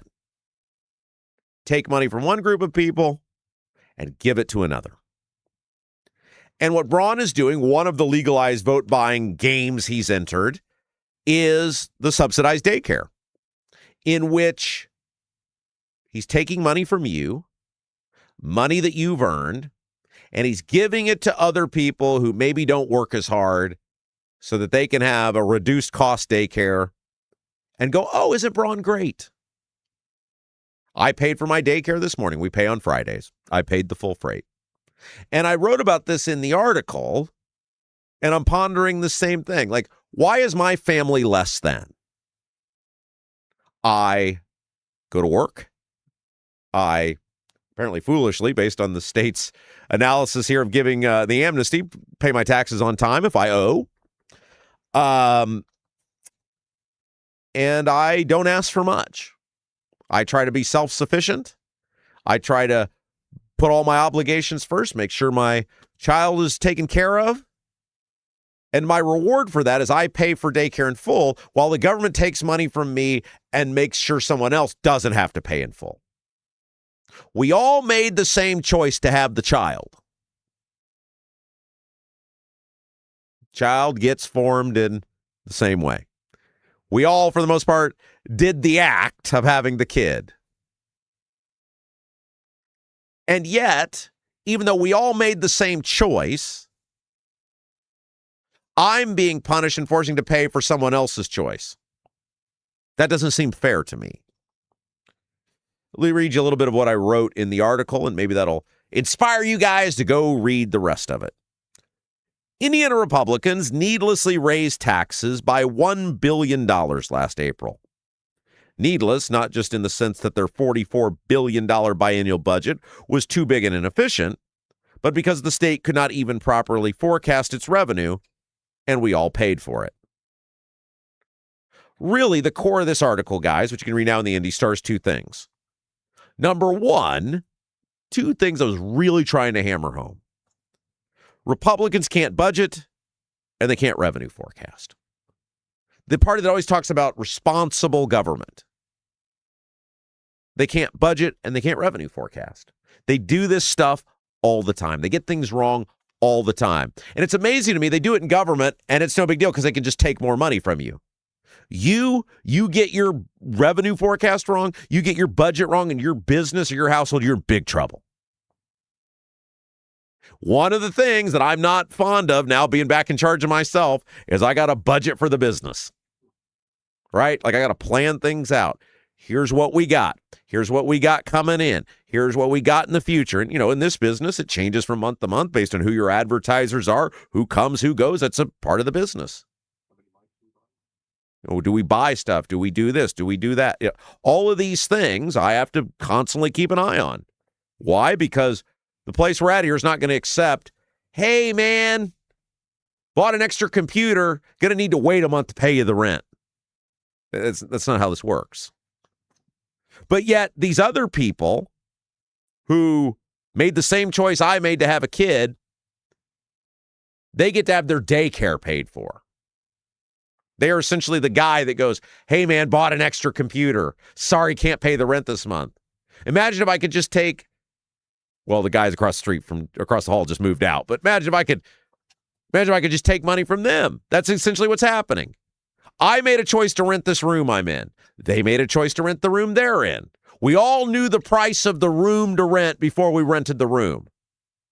And yet imagine if a few months in, I just said, there's some other stuff I want. Or I don't want to come to work today. Hey, guys, I'm going to take this month's rent from you guys. Thanks. I don't think they'd be too thrilled about that. Why? Because I'm not doing anything for them. And yet we do this with the subsidized daycare, and it's okay. That's the first thing. The Republicans can't budget, and they can't revenue forecast. How many times have they gotten these things wrong and nothing ever changes? They raised taxes by $1 billion last year because they claimed they weren't going to have enough money to fund the government. Then they were billions off. Billions with a B, not millions, billions. How many heads rolled on that? How many people lost their job? The answer is, I bet, 0. Why? Because it ain't their money. It's someone else's money. And they can always just take. I mean, I got a feeling that if the end of the month came and it was time to pay Jason, I said, hey, man, didn't budget properly. Oops. One of the things when you own a business, and one of the reasons I got out of owning businesses, is you always come last when you're a business owner. Everyone else comes before you. One of the things I'm super proud of about all the businesses we own, we never owed anybody money. We always paid our employees. We paid them on time. And sometimes that meant I had to sleep in the back of a radio station. But we always took care, and we always have taken care. Guys, it's actually why I was really good at government, because I am the most cheapest, most frugal man alive. And I also have a deep sense of obligation to fulfill my duties to other people. Anybody who meets me will tell you Rob Kendall is the most loyal person you'll ever meet. And he will always live up to his obligations to people. There's not many people that have owned multiple businesses over 20 years that can say they never owed anybody money. And we take great pride in that. But part of that means then you go last. And it seems like with a lot of these people that are getting the subsidized daycare, they went first. You're telling me in your entire existence, there's not one cut you can make to pay for your kids' daycare? There's not one other little job you can do to pay for your kids' daycare? When my kid was born, you know what I did? I got a second job at the golf course. Not because we needed it, but we didn't want to make any lifestyle changes. And my wife has a better job now than she had then. She's making more money than she made then. I'm the drag on the family now. But the point was, my obligation was to ensure our lifestyle didn't change because we had an extra mouth to feed and all those costs that come with that. You know what I did? I went and got an extra job. I didn't go to the government and go, hey, can you pay for my daycare so I can work an extra job? No, you know what I did? I made sure my kid was taken care of. I made sure my obligations were taken care of and could be taken care of when I made that choice. Here, we just bail out people. The government doesn't give a damn about it because it ain't their money. They didn't earn it. They took it by force. And the second thing that I was trying to really hammer home on this, the government is wholly invested in legalized vote buying. That's it. They exist to keep getting, the politicians exist to keep getting reelected. Not provide good government, not provide accountable government, not make sure that every dollar spent is responsible because you earned it and they took it from you. All they care about is their damn power. Holding on to it, taking control of it, keeping it. Look, I'm sorry. If you're going to take my money, I have a hard time believing that there's a world where an able-bodied person who works can't afford their daycare, but yet there's no money to make sure that people who take care of the severely disabled who can't do anything for themselves, there's no money for that. If you're going to tell me you're going to take my money and subsidize somebody else, subsidize those people, because I don't view that as a subsidy. I view that as taking care of the least among us who can't take care of themselves, and then you can't work because of that. You know, Debbie can't send Michael to traditional daycare. But there's a whole lot of people out there who don't want to do anything. They don't want to sacrifice. They don't want to give up. And our state rewards that. Having a kid is a choice. You made the choice. Good for you. I'm happy for you. Life is awesome. Being a dad is the greatest job I've ever had. But you made the same choice I made. And it's really offensive to me that I'm willing to do all the things necessary to make sure my kid's life isn't interrupted while you come to me with a handout and go, gimme. And we now view that as some virtuous thing. Oh, look at Braun. He's giving money to subsidize daycare. Why would we be happy about that? Here's more that I wrote from the column now available in IndyStar. As someone who pays full price every week for childcare, I want to know why my family is treated as less than. Why am I forced to pay in full while another family gets a subsidy? The answer is, I live in a home with two incomes. I messed up by being a responsible adult and creating a stable financial environment. Having a child is a choice, yet some of us bear the full responsibilities of our obligations while others continually wait with the hand extended. Our Republican government in Indiana is more than happy to push cash into it if it thinks it'll win votes. Bingo. What do these Republicans repeatedly do? They take money from you because they don't fear losing your vote, and they give it to other people that they don't believe they've secured the vote yet. It's why they do what they do with public education. They don't fear you because you've proven time and again you won't vote against them. Well, the Republicans are bad. We can't have a Democrat in there. Well, why would they do anything for you then? You're going to vote for them no matter what. If you told a company, I'm going to buy your product no matter what, why would they ever care about a thing like customer service? Why would they ever care about a thing like price? If you tell a for-profit company, I'm going to buy your product no matter what, they're never going to get any better. They're never going to get more cost efficient. They're never going to give you better service. You've told them you're giving them money no matter what. Politicians are no different. That's why I've been screaming about this for years. Stop voting for them. If you want to fix the government, you have to make these people fear losing. They don't fear losing you. They haven't won these people yet. They know the angry red-shirted teachers will vote against them. They know these people who want free daycare will vote against them because they're looking for freebies. They're looking for handouts. So they take money from you, the person who says, I'll give you my business no matter what, and they give it to the person whose business they're trying to earn. It's not rocket science, guys. I close the article with this, and I'd be honored if you read it over at IndyStar.com.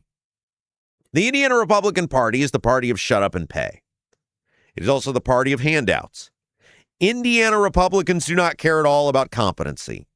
Under Braun, we are governed by quick responses based on information from people who keep getting it wrong.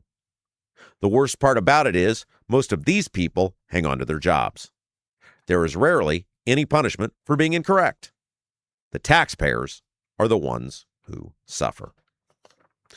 So that's the article available now over at Indy Star. Would be honored to have you read it and would appreciate your thoughts on that. Hey guys, it is Friday. That means Friday for lunch, Friday for dinner, Saturday for dinner, and Sunday for brunch buffet. You can get a fabulous made-from-scratch meal out on the water in the woods in beautiful Brazil. It's the Honeysuckle Hill Bistro, and it's that 1 week out of the month where they're open for lunch as well as dinner on Friday.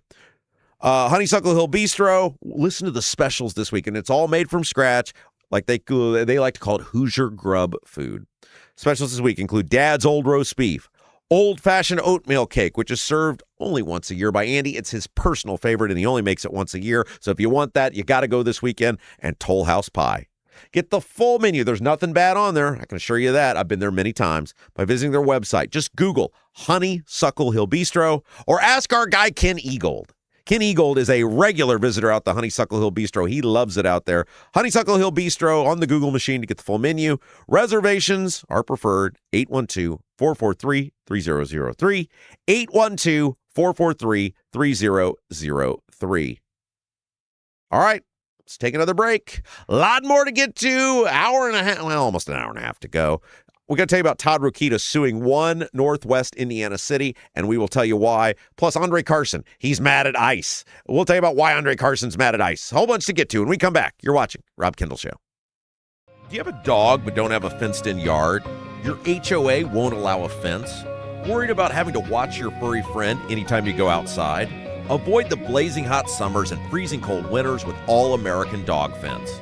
All-American Dog Fence is the cost-effective, easy-to-use, in-ground fence system to keep your dog secure and give you peace of mind anytime they're outside.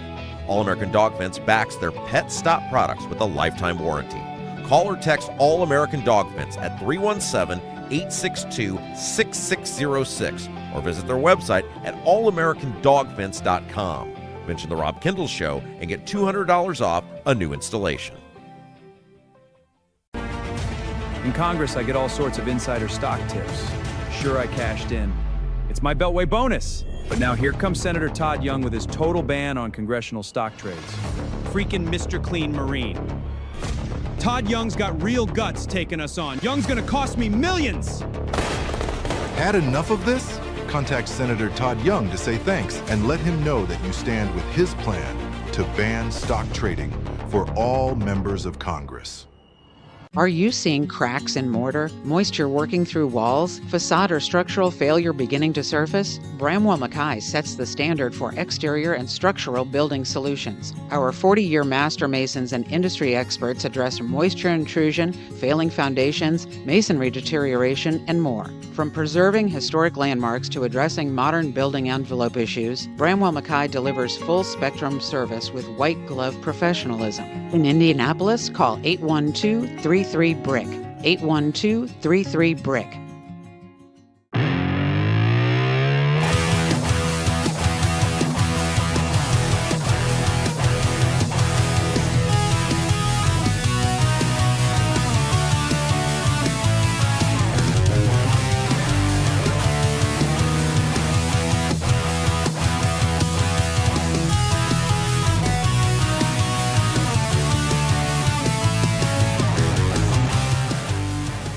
Hey guys, welcome back. Rob Kendall Show. Thanks so much for joining us. If you haven't done so yet, please hit that little thumbs up button, whether you're watching us live or on demand or over the weekend or wherever you found us from. It really does help us grow the program. If you're listening on Apple, iHeart, Spotify, all the places, give us that 5-star review. Really helps. All those things us grow the Rob Kendall Show.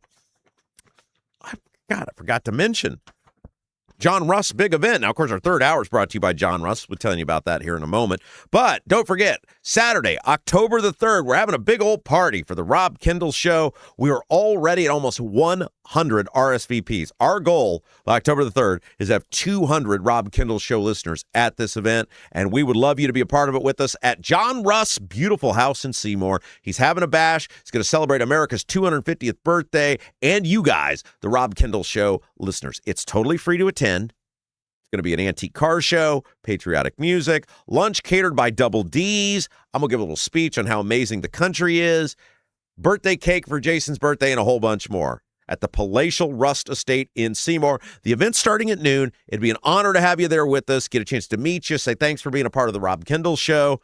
And I know John would love to meet you as well. All you got to do, just let John know you're coming so he knows how much food to order. Send an email, rustforamerica@gmail.com. rustforamerica@gmail.com, and just say, hey, John, my name is so-and-so, and I'm bringing 3 people with me. And then, bam, you're on. That's it. Oktoberfest going on in Seymour that weekend as well, I believe. So a chance to make a day of it. Again, the event starts at noon. RSVP, do it today. Don't wait. I want to hit 100 people by the end of the weekend. We're so close, guys. Should be able to do it easy. rustforamerica@gmail.com. rustforamerica@gmail.com. Okay, so what rights, what role does your local government have to make choices about the community they're elected to oversee?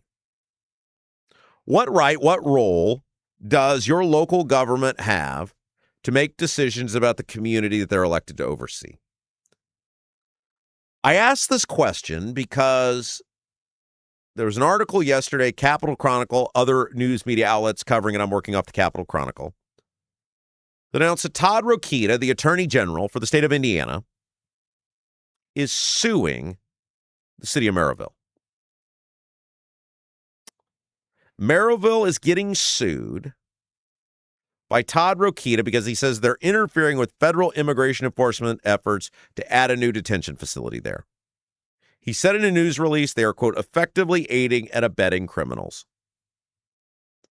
ICE, according to Rokita, has been trying to buy property in Maryville, and there has been espoused opposition from the Maryville city government. Well, I guess Maryville's a town. Town government. Remember, towns and cities are different. Cities have mayors. Towns have councils. So the town of Maryville. So what Rokita is doing in the complaint is he's accusing town leaders of discouraging or even thwarting ICE real estate transactions with property owners in violation of state laws requiring local government cooperation with ICE. Now, in classic Rokita fashion, according to the Capitol Chronicle, the Office of Attorney General didn't immediately provide a copy of the complaint, which would show evidence of the alleged infractions. So he said this. He hasn't shown the complaint yet. Capitol Chronicle also said the case is not available for review on my case yet. By the way, if you ever want to look up any legal proceeding in the state of Indiana, past or present, you should be able to find it on MyCase. mycase.in.gov. Pretty much anything you want to look up. Maybe if it's been expunged, it's not in there. But pretty much anything else, mycase.in.gov. You can look up any person, see the civil, criminal, whatever. So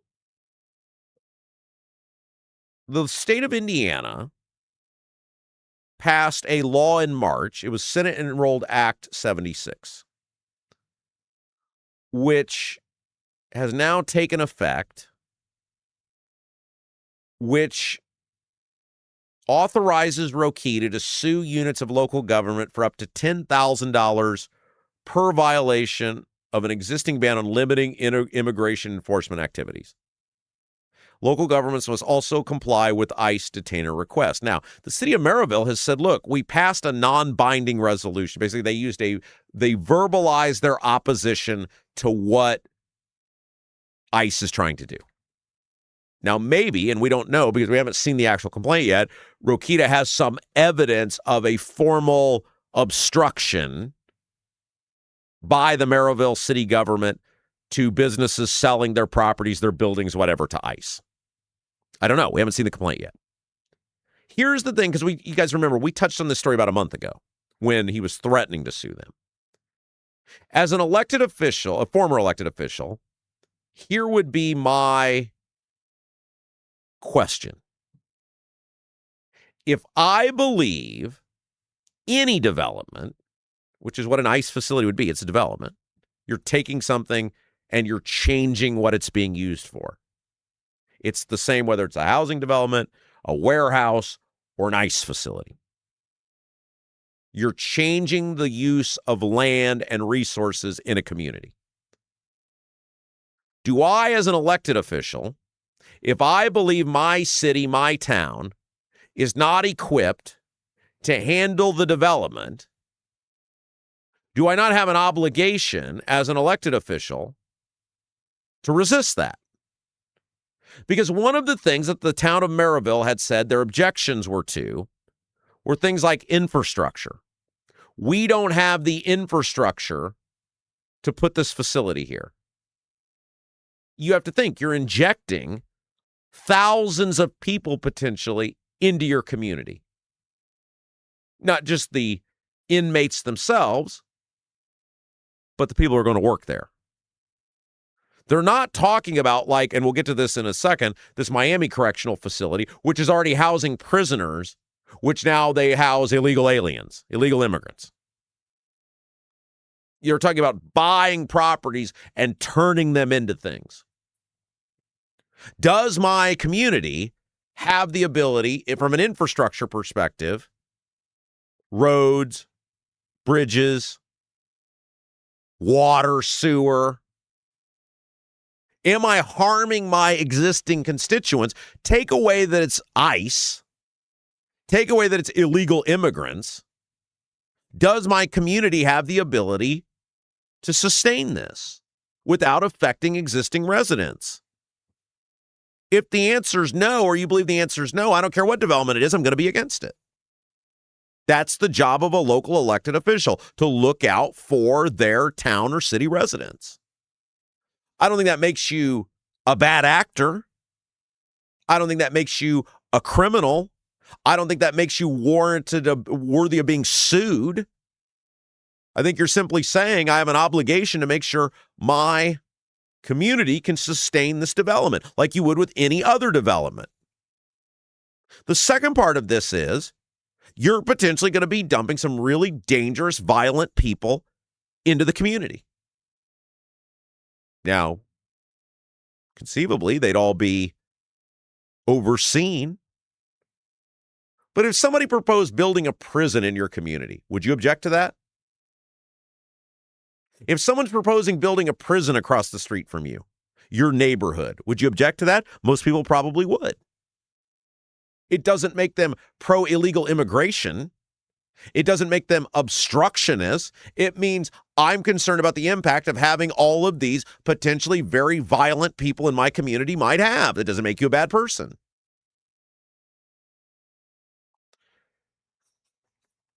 The letter told leaders, the original letter, so this is the original letter that Rokita sent, the original cease and desist letter, which triggered the lawsuit, led to the lawsuit.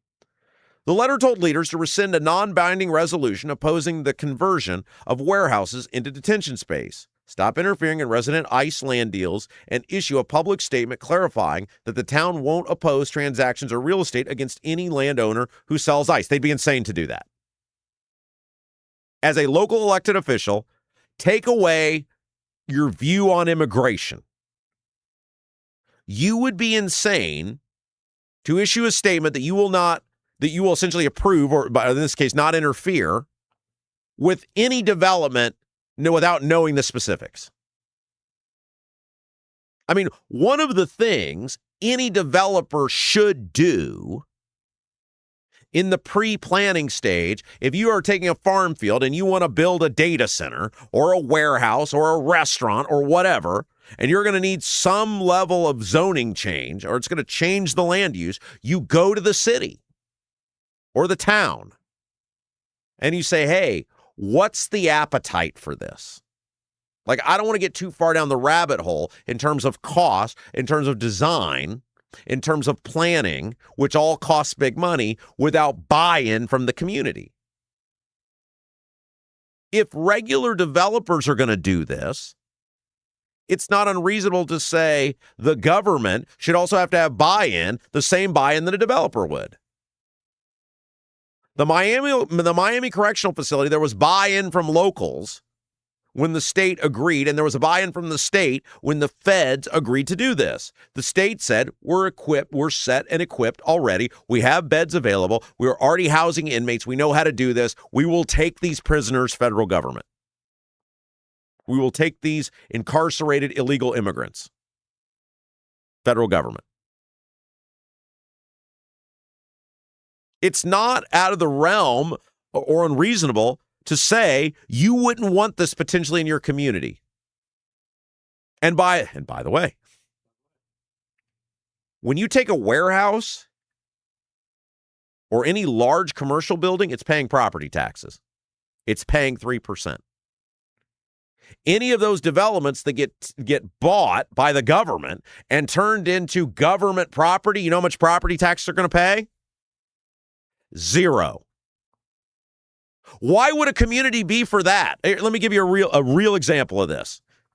When I was first elected to public office, before I was sworn in, there was a plan to take a giant warehouse in our town, and the town was going to buy it and turn it into a bus barn for the school system to house their buses.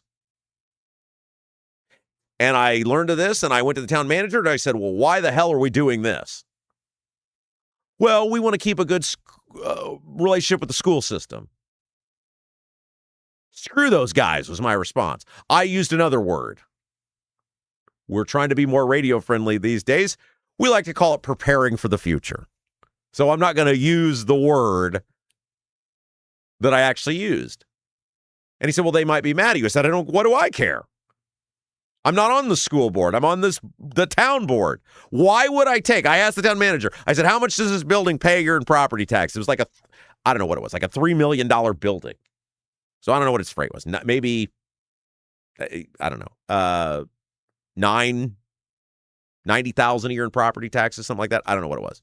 But I said, why would I take a building that pays $90,000 a year in property taxes?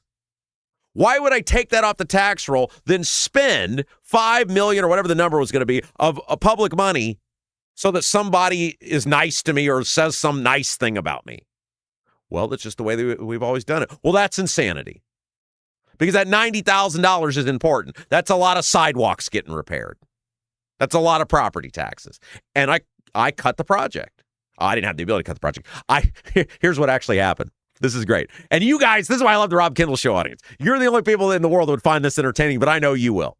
So they were going to have to do this in 2 phases. They were going to have to buy the building first and then renovate it. They were going to be able to buy the building before I got sworn in. They were not, however, going to be able to renovate the building before I was sworn in. And so I told the town manager, I said, you will never get that building renovated. So you can buy it if you want. Keep in mind, I'll be your boss first of next year, and I'll have the ability to hire and fire you. You can buy the building if you want. You can do whatever you want to do with it. But I am telling you right now, I will fight with every fiber of my being to ensure not a dime goes into renovating that building, and then you can explain to the community why you paid 2 point whatever million for the building and took it off the tax rolls and now it sits empty. Good luck trying to sell it. And I think that message was relayed to the other government entities that were in charge at the time. And that building didn't get bought. Okay, so my point is, let's pretend that it was not a bus barn for the school system. Let's pretend that was an ice facility. Same logic. Why am I taking something off the tax rolls that pays huge amount of money that fix my roads and my sidewalks and pay for my police and firemen? As a local elected official, you're damn right, I would be against taking that money off the tax rolls. What do I get out of this?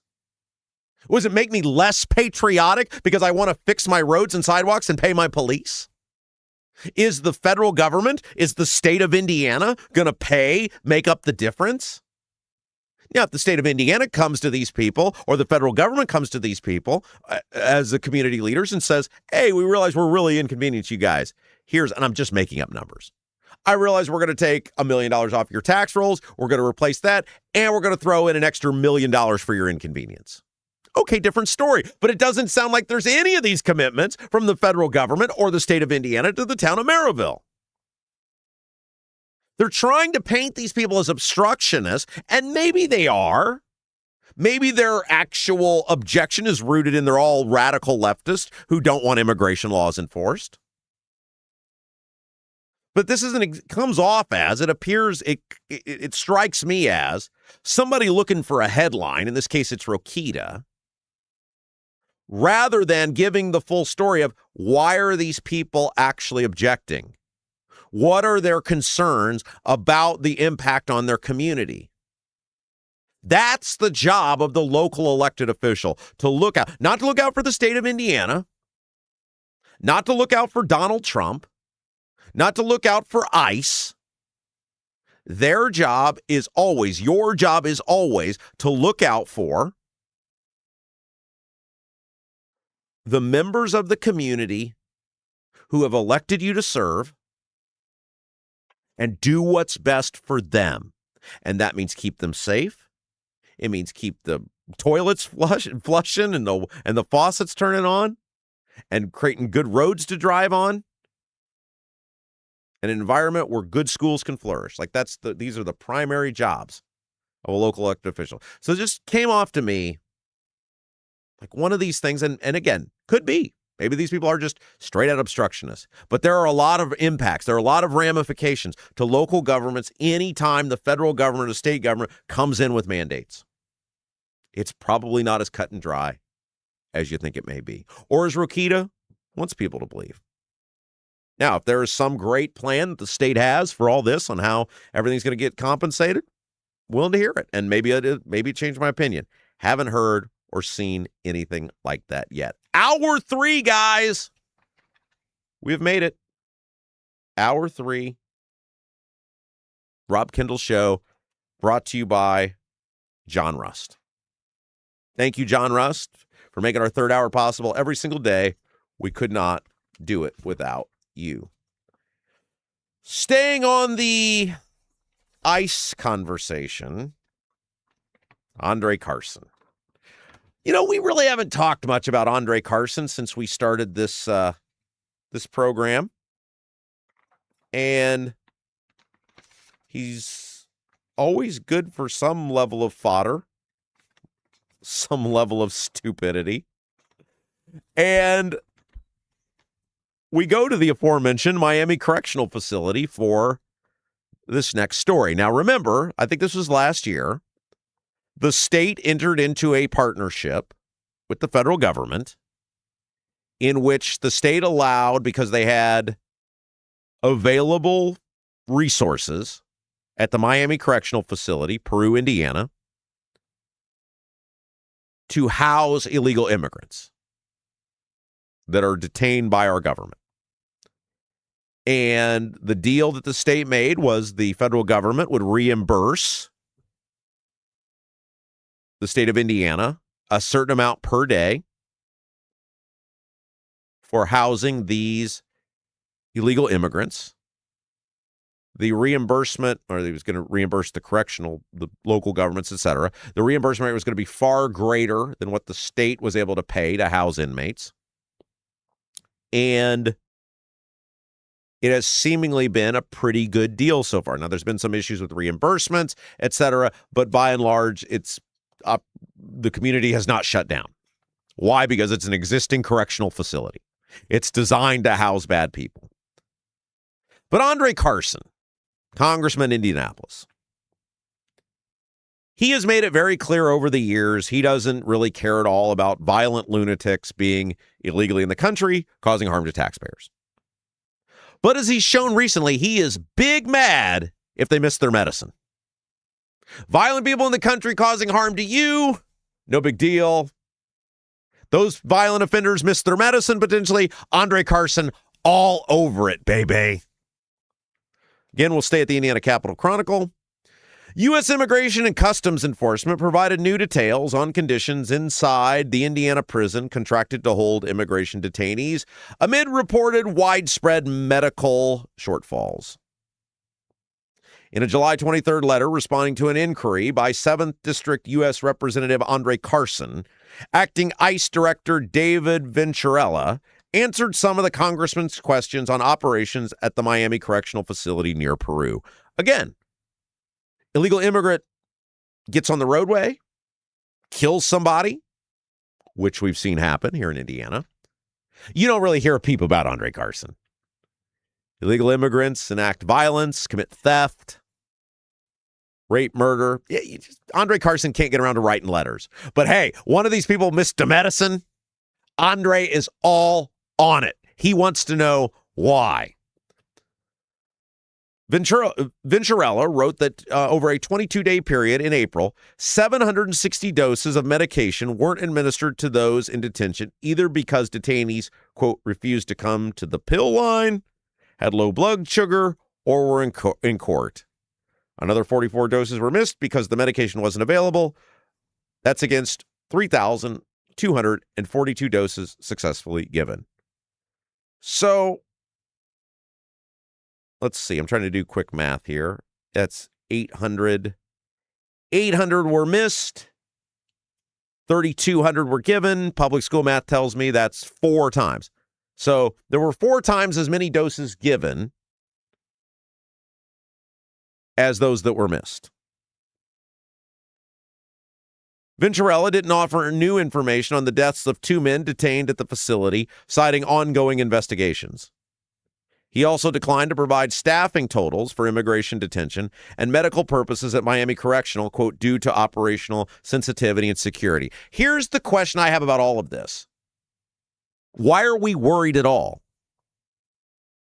If you want to make sure you get your medicine, don't come into the country illegally. Because if you don't break our laws and enter the country illegally, you control your medication. You can get it whenever you want. I'm sorry, you can call me a black heart or whatever. I'm not concerned about any of this. These people are only being detained because they are non-U.S. citizens who entered the country illegally. They broke our laws. You want to make sure you can get your medication whenever you want? Don't come into the country illegally. It's not our job when you break our laws to suddenly make sure that you're taken care of 24 hours a day, 7 days a week. Stop breaking the law. To quote Jim Carrey in Liar Liar, stop breaking the law, a-hole. And again, 4 out of every 5 seem to be doing just fine. Indy Star's reporting alleged the 2 deaths in the facility could have been prevented. Lord Sim, who was found dead in his cell in February, had not been receiving medication to control his glucose levels, a nurse at the facility and an attorney for his family friend indicated. Autopsy sought by the family determined he had blockages in his arteries. Okay, people die. Lindsey Graham, hello? People die from blocked arteries all the time. and 2 detainees who witnessed Tuan Van Buy collapse said help arrived far too slow. He died in April. Again, that happens to regular U.S. citizens all the time. Help gets there too slow. Carson and the left are obsessed with these 2 people who died in the facility. Okay, fine. Investigate it. Get the answers. Great. Except they don't give a damn when U.S. citizens, people who are actually supposed to be here, die because of illegal immigrants. U.S. citizens who have been victim of abuse and rape and murder and robbery. Violent crime. They don't care at all. These illegal immigrants on our roadways causing severe damage. They don't care. Again, my response to Carson, the fastest way to ensure you don't die in an ICE detention facility or be subject to any unsavory conditions of an ICE detention facility, don't break the law. Don't break the law and come to the country illegally, and then ICE doesn't have to contain you. It's amazing to me to think you break the law, you come here illegally. A lot of these people come here illegally intending to do really bad stuff. And then all of a sudden, all the onus becomes on us to take care of them. These seem like pretty good numbers, given how overwhelming the illegal immigration flood into this country was under Biden. And all these people were trying to get out. I'm sorry, I'm not going to feel sorry for someone who broke the law. You want your medication, you want to make sure you can take your medication, stay in your own country. This is a pretty amazing statistic to me. 51 people died in ICE custody nationwide between President Donald Trump's inauguration and mid-May. That's it? Millions of people illegally in this country and they're trying to deal with, that they're housing, that they're taking control of. Hundreds of thousands, if not millions of people every year they're rounding up, trying to find out why you're here, what you're doing here. Millions of people they're dealing with, and only 51 have died? That's amazing. I saw that statistic and I said, great job by ICE. And a bunch of these people probably have all sorts of unknown diseases and ailments. Since, we don't know much about them being in the country since they're here illegally. Only 51 have died. I think that is an amazing statistic to show over a year and a half, millions of people that they have encountered, and only 51 have died. That is a ringing endorsement to me of the good job, the professional job that ICE is doing. Speaking of good jobs and professional jobs, if you want to buy a house, a guy who will do a good job and a professional job for you is our pal, Anthony Gary with Indy Dwell Real Estate. He doesn't just show houses, he finds you homes with everything you're looking for, explains your options, and gets your offer accepted without you losing sleep or sanity. Anthony's an expert negotiator, ready to help you achieve your real estate goals. Don't be handed off to an administrator. Put Anthony's expert buying strategy and experience to work for you. Call or text Anthony Gary, Indy Dwell Real Estate, and we say this for all of our sponsors, guys. Please support those who support our show. Even if you don't need their service, let them know you heard the ad. It goes a long way. 317-756-1159. 317-756-1159. Anthony Gary, Indy Dwell Real Estate. All right, we got a lot more to get to. We're going to take the rest of the program home. One more break, and then it's all us the rest of the way, including producer Jason, with the best YouTube comments of the day, brought to you by Black Sheep Plumbing. Take a break. We'll be back. You're watching Rob Kendall Show. I'm Anthony Gary. I started Indy Dwell Real Estate because too many friends, family members, and neighbors had real estate experiences that lacked compassion, explanation, and expertise. You deserve someone in your corner with the heart of a teacher, simplifying every step of the buying or selling process. When you hire me, you get me. Start to finish, you'll never be handed off. No stress, no surprises, just the expert guidance and results you deserve. Anthony Gary, Indy Dwell Real Estate. Call or text 317-756-1159. 317-756-1159. Right now, everything's expensive. That includes things you need around the house. If your water heater, water softener, or well pump goes out, or even if your toilet stops working, you could be looking at a major expense. Don't let your next call to a plumber break the bank. Call John at Black Sheep Plumbing. John is a Hoosier lifer who takes pride in and stands behind his work. That's why all basic services and repairs with Black Sheep Plumbing come with a 2-year parts and labor guarantee, with water heaters having a 6-year parts and tank guarantee. Call or text Black Sheep Plumbing for all your needs today and speak directly with John, the owner. 765-315-7558. That's Black Sheep Plumbing at 765-315-7558.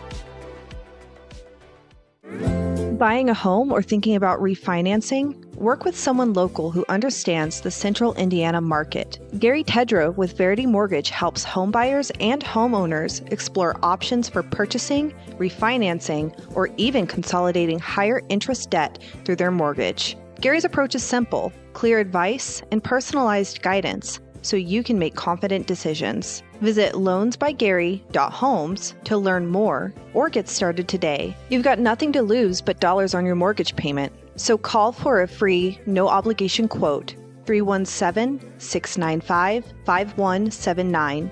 Gary Tedrow, NMLS number 179207 with Verity Mortgage, NMLS number 70345, an equal housing opportunity lender.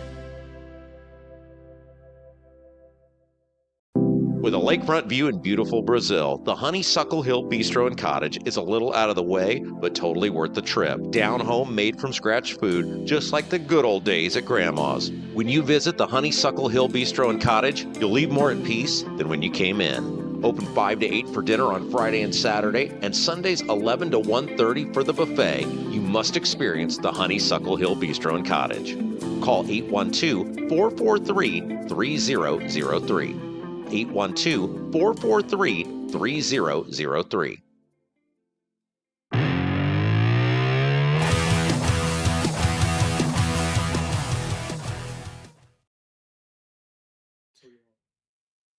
Welcome back. It's the Rob Kendall Show. I know. It's the Rob Kendall Show. Hope you're having a great Friday. Thanks for joining us.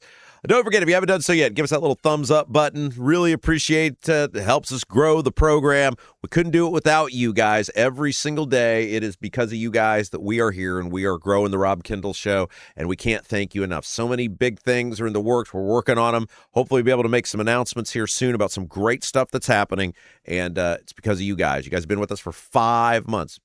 March, April, May, June, July. We're almost through 5 months, guys. We started March the 3rd, right? Started March the 3rd. And so we are through 5 months. All of March, all of April, all of May, all of June, all of July. It's blown by. And now we're getting to the point where we might be able to enter some new mediums, as they like to say. And so hopefully nothing to tell you today, but here in the not too distant future, maybe we'll be able to tell you about some of those things. So thank you guys for everything, and we really appreciate you. Just stay with us. Let's keep it going. Let's keep it rolling. Indiana news, politics, and government you're not going to get anywhere else right here on the Rob Kendall Show. Give us that thumbs up. Share the feed out. Subscribe to the channels. That's how you can help us continue to grow. Okay. Curious to get your guys' thoughts on this. I'm not a fan. But, on our show, we welcome disagreement. So if you think this is a good use of taxpayer money, you tell me, Rob, I think you're wrong. Let us know in the YouTube chat. Sponsored by Black Sheep Plumbing. Coming up here in just a little bit. Your tax dollars in Indiana are now going to go to pay for the well-fed people to get the shot. That's the nice way of saying the people who are a little heavier than others. From the Capitol Chronicle. Hoosiers insured through Medicaid. Okay, that means taxpayer funded. Let's just call it what it is. That's taxpayer funded. That's us paying, just like we pay for your daycare, we pay for your health insurance. Hoosiers insured through Medicaid will soon get access to GLP-1 medications for obesity. That's the heavy people shot. Governor Mike Braun on Thursday directed the Indiana Family and Social Services Administration, which administers Medicaid benefits to 1.9 million. Think about that. We are a state of 7 million people. And Medicaid, taxpayer-funded insurance, goes to 1.9 million people. What is that? That's not quite a third. It's almost a third. 30%. Quick, Jason, can you divide 1.9 into 7 and tell me what the number is? That'll give me the percentage. I want to get the percentage right. 1.9 divided into 7. What that number is. 27%. 27% of Hoosiers are on taxpayer-funded insurance. Guys, this is why we're broke as a country. That's unsustainable. I guarantee you 27% of Hoosiers are not disabled and can't work. That's ridiculous. Let me read that again. Governor Mike Braun on Thursday directed the Indiana Family and Social Services Administration, which administers Medicaid benefits to 1.9 million Hoosiers, to participate in a federal initiative to cover GLP-1 medications for obesity. Now we get to the answer. The Centers for Medicare and Medicaid Innovation Center is working with drug makers like, Jason, would you like to take a guess? Drug makers like? Pfizer. Close. Lilly, there you go. Isn't it always Lilly? Isn't it always Eli Lilly? And Novo Nordisk to make GLP-1 medications more affordable. So Lilly is going to be the one who's going to get the money off the Medicaid paying for the shot. So Eli Lilly could end up making a huge amount of money on this when it's all said and done. Guys, I'm going to look right into the camera here. This is my shocked face.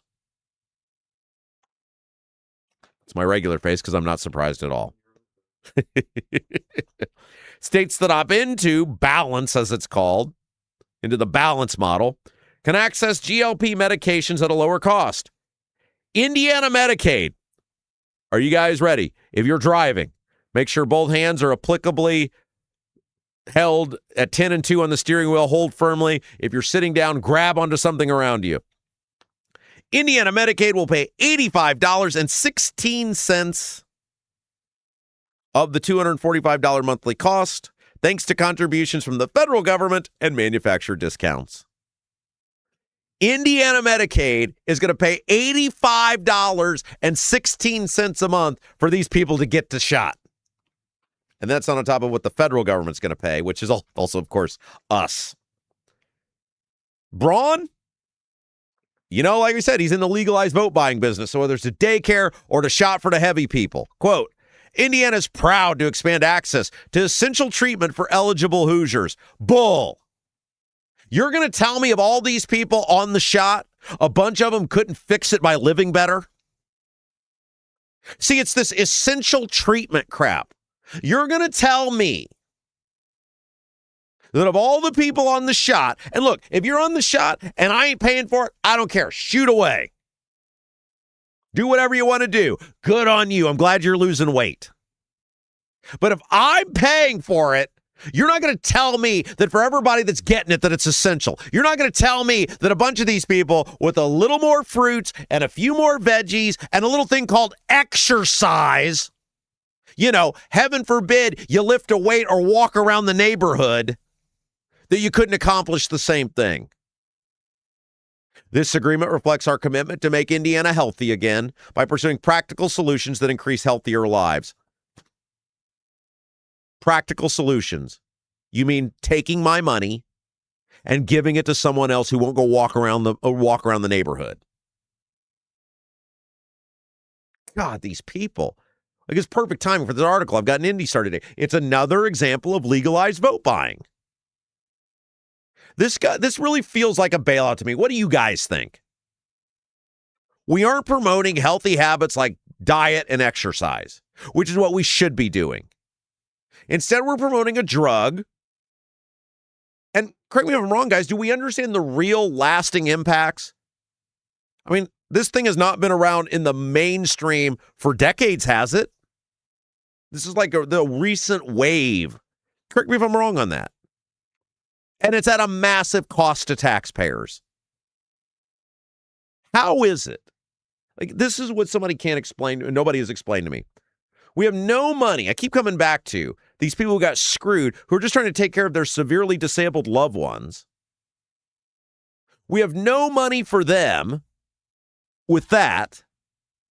Few bucks here, a few bucks more an hour to keep these people out of being institutionalized. But yet we have $85.16 a month for people to get this shot. Am I being unreasonable? I'm willing to hear it. If you're like, Rob, this thing's the greatest thing ever, you're totally missing something. Tell me what it is. I'd love to hear about it in the YouTube chat. This just seems like a complete bailout to me. We're not preaching the right stuff. We're not talking about the right things. We're just taking somebody else's money and going, look at what I did for you. You guys got a masonry color mismatch, previous repair, catching your eye, not happy with the brick color in your home, and ready for a total makeover? Bramwell Mackay Property Services and Consultants offer specialized masonry staining and recoloring. Whether you want to seamlessly blend repairs or completely transform your home's exterior, you want to build something new? Bramwell Mackay's 40-year master masons design and construct custom patios, sidewalks, outdoor summer kitchens, archways, entryways, and more. Bramwell Mackay, beauty built to endure. BRAMWELLMCKAY, Bramwell Mackay. And with that, I've had enough of those notes and those scripts.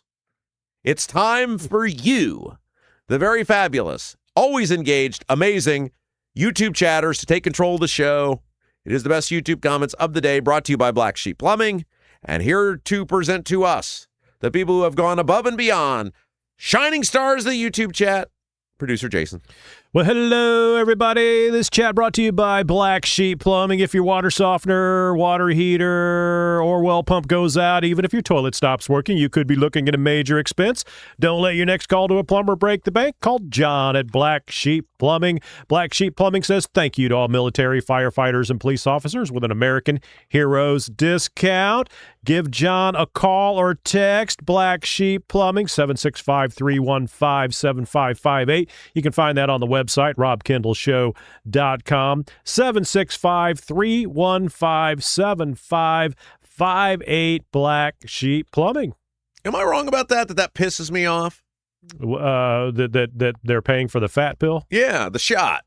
Yeah, I don't know, man. They pay for everything else. I mean, that's my point. Like, come on, man. I mean, if they're paying, I mean, I don't know what the cost for the pill is versus, or is it a shot or a pill? The shot. Okay, I don't know what the cost of the shot is, but for all those people who get the shot and then lose the weight, I think down the road, I mean, if you're looking at it from that perspective, it'll save money, because those are the people with the most medical problems, the very obese people, especially in their older age, their bones, things like that. That's why they break their hips and all that. So, you know, in theory, it's preventative. So it will save you money later on. But yeah, I mean, I guess you could say, about you but go you're one of those people that don't exercise? think anybody should. I mean, yeah.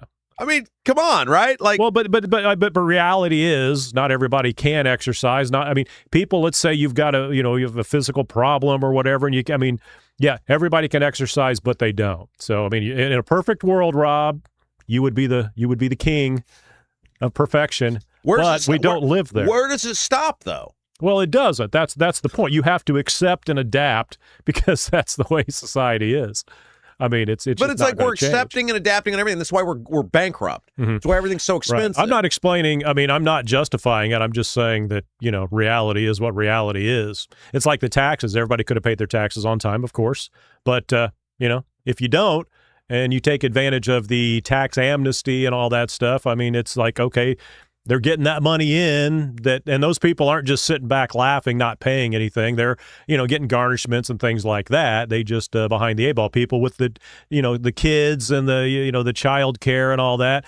I mean, yeah, reality is everybody should plan financially to have that child and a schedule of when they'll have the next child and the next child. But as a person who worked in strip clubs for many, many years, a lot of, 21-year-old girls have 2 or 3 kids that are, 2, 3, 4 years old, and there's no father figure. There's no man. Actually, he's waiting in the parking lot for them to come out with the cash so he can go buy the drugs and all that. But point is, that is reality. So what do you do? I mean, there's the side of dealing with the reality, and then there's the side of everybody should live to perfection, and we'll never get that side side of it. It's too far gone. There's no way to pull that back. It's not 1950s anymore where there's a man and a wife planning their children. But I don't think I want perfection. I just want, I want to stop having to pay for other people's personal choices. Yeah, that's never going to happen. You're always going to pay for my bad choices, Rob.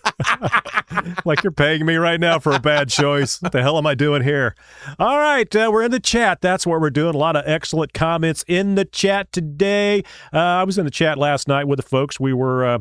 MLM Warriors is he's our research guru, and he's figured out the algorithm and how the points work in the chat, and we'll talk about that later on. But first of all, another big topic, starting with Driver. I'm not sure who I got in a little late, so I'm not sure who actually was first. But Driver, I believe Driver was first last night. Anyway, recall who had what colors for Rob's shirt today. I was blue. 5th day running, so we know that's not that. Yes, it's and Josh Richardson purple. MLM Warriors just all over it. I'm guessing peach. Yep. This was before the show Big last winner. night. So. I actually thought about that when I put the shirt on today. I'm like, I wonder if somebody's going to be disappointed or happy that I wore this shirt. I'm glad you didn't wear blue. Bucko707, I vote tank top. Yeah. I've never been a tank top guy. No, I've never seen you in a tank top. No, never seen you in a Mickey Mouse shirt and things like that, but never a tank top. Never been a tank top guy. So, all right. So we go to the first story of the day, which was Greg Ballard achieving his $1 million. That's right. He surpassed the $1 million fundraising threshold. All right. Well, Debbie Holcomb says Ballard has surpassed all expectations, much to the GOP's dismay. It is amazing how much they hate Ballard. They hate Ballard more than they hate Bai, which is very perplexing to me, considering 5 months ago, Greg Ballard was still the gold standard of mayors to these people. All right, let's see. Well, here we go. Ethan Hatcher in the chat. Good morning, Robbleheads. It's grass mowing day for Ethan. But I'll be popping in and out of the chat. Ethan, yeah, I know you want to. I set it up for you. Go ahead and knock it out. Okay, this is the greatest thing ever. I assume Ethan's Facebook page is public. It's hilarious. So Ethan has a what do they call those Ring doorbell cameras, right? And everybody should have one of those. You got to get one. I got the cameras all over my house. So every part is covered on my house. My house, it's cameras everywhere. I don't have the Ring doorbell, but it's like, when you go to my house, you're being looked down upon from all angles. That's how I saw that idiot run through my garage door from about 9 different angles. But anyway, he's got the camera that's in the doorbell.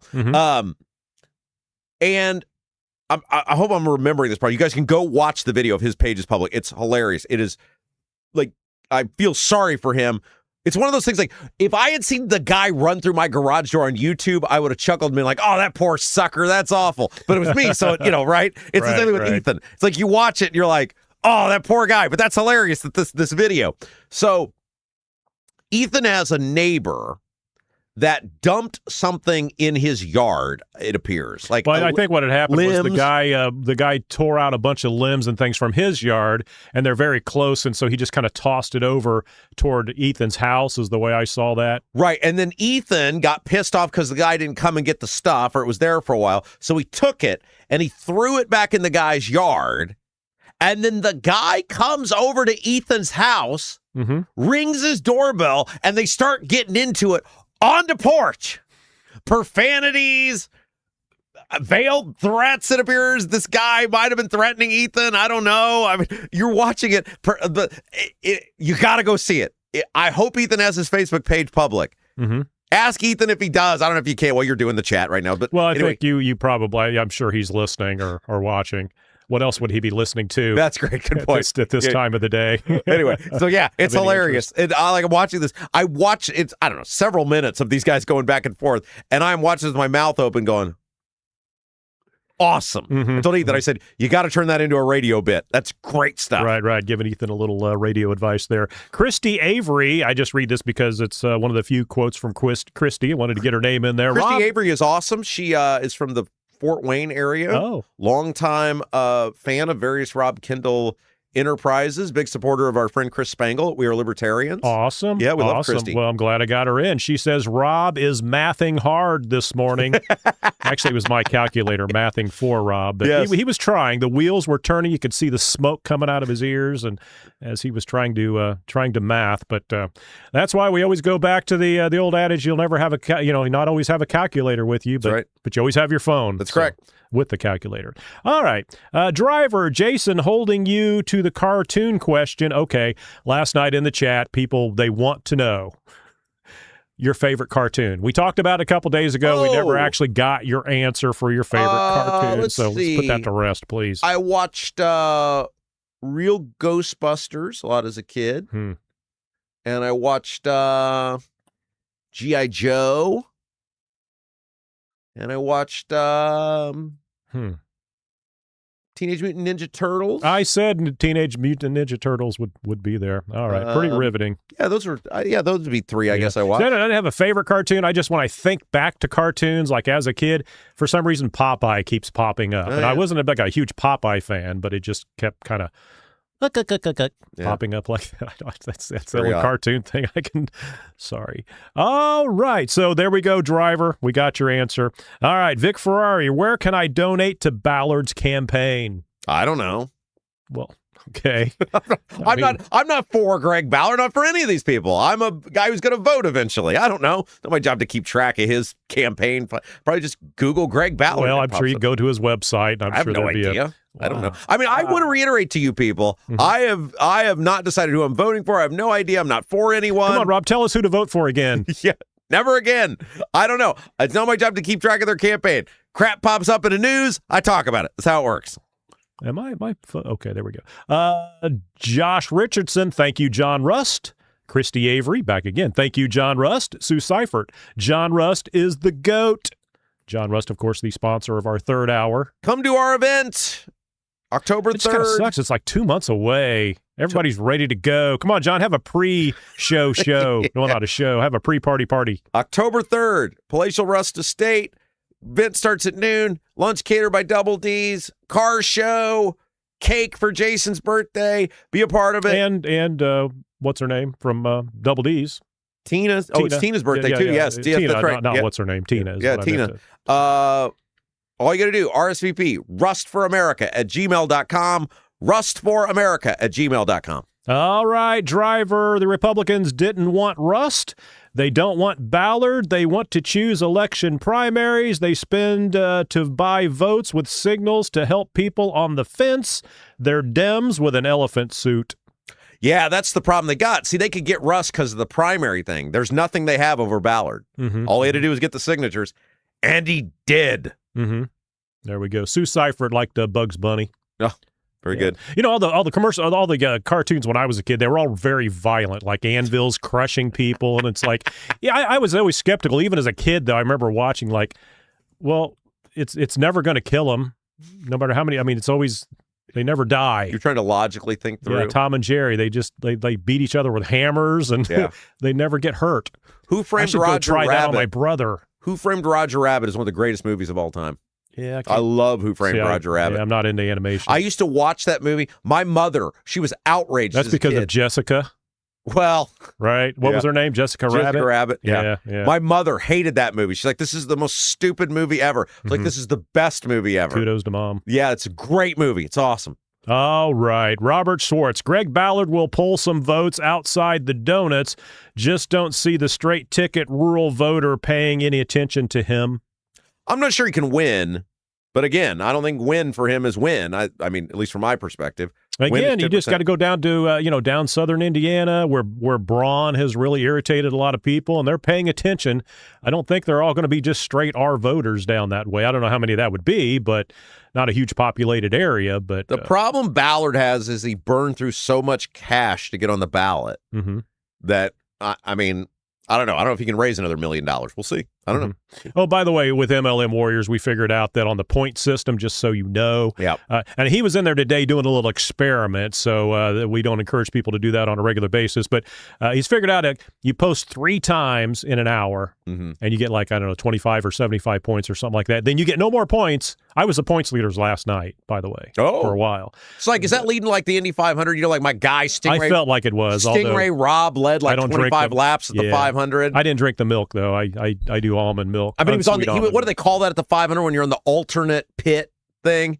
Like when you're he knew he wasn't going to win unless there was a crash, but he just wanted to lead as many laps as he could, so he got on the alternate pit thing. Okay. And so that's what this feels like for you. Like you knew you weren't going to win the chat, you just wanted to lead at some point. At some point, I did, and I made sure everybody knew that. Forever say you led the Indy 500. Right. And the way it is, if you post 3 times an hour, then I believe you get points. But you can post 50 times in an hour, and you still only get the same points as if you posted 3. So you don't need to incessantly post.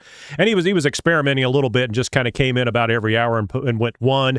And then 2, and then 3, and we don't encourage people to do that. And he knows that. He was testing it out to see if his so if I got up every hour true. over the night, I could just that's how he's leading, with 10 15,000 points or something. I got it, but he's just figuring it out. He even suggested we go with the top 11 today because he feels guilty about racking the points. But he was doing the community a favor. Sure, yeah. So, okay, right, sure. If we have any listeners left, did you watch that video of Ethan? By the way, with that dude? I did. Yeah, wasn't it great? It was like a crackhead type of thing. It was pretty funny. Yeah. At one point, he tells the guy, I have memory problems. Yeah, he's done it in the past, and the guy's like, I don't remember that. And then he backs off and goes, well, I don't remember exactly what he said. I'm not saying I didn't do it, but But you got to go see it because didn't he threaten to kick Ethan's ass? Yeah, I mean, you got to watch it. Yeah, Ethan stood up to him, so it's great. Good. It's great stuff. That should be the Ethan radio character. That guy he was at the door. He was a badass. It was awesome. He should milk that. All right, the 06010 board. I need dog defense to. This perfectly lays right into what Ethan had it going on. I need dog defense against the neighbor invading our yard.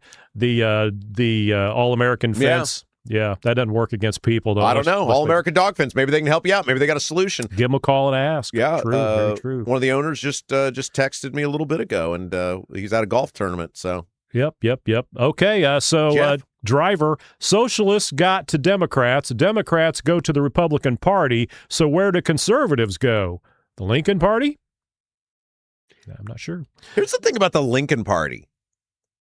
Somebody's going to be able to take the thing over once he wins, right? Mm-hmm. Unless they got some great plan. They'll probably run it in the ground. Have institute. You could probably take it over. Mm-hmm. Maybe I could run the Lincoln Party. Mm-hmm.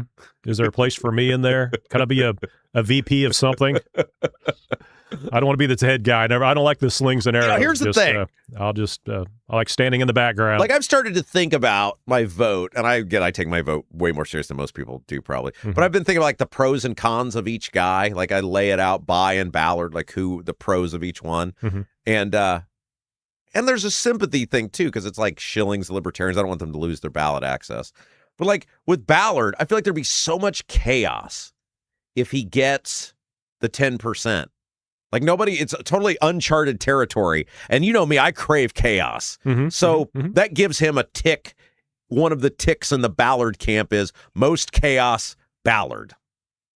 John McKinney, our fabulous plumber, Black Sheep Plumbing. John, I need to speak with you at some point. No Ren and Stimpy? Sad. Yeah, Ren and Stimpy. That was my son's age. That was during, I used to watch...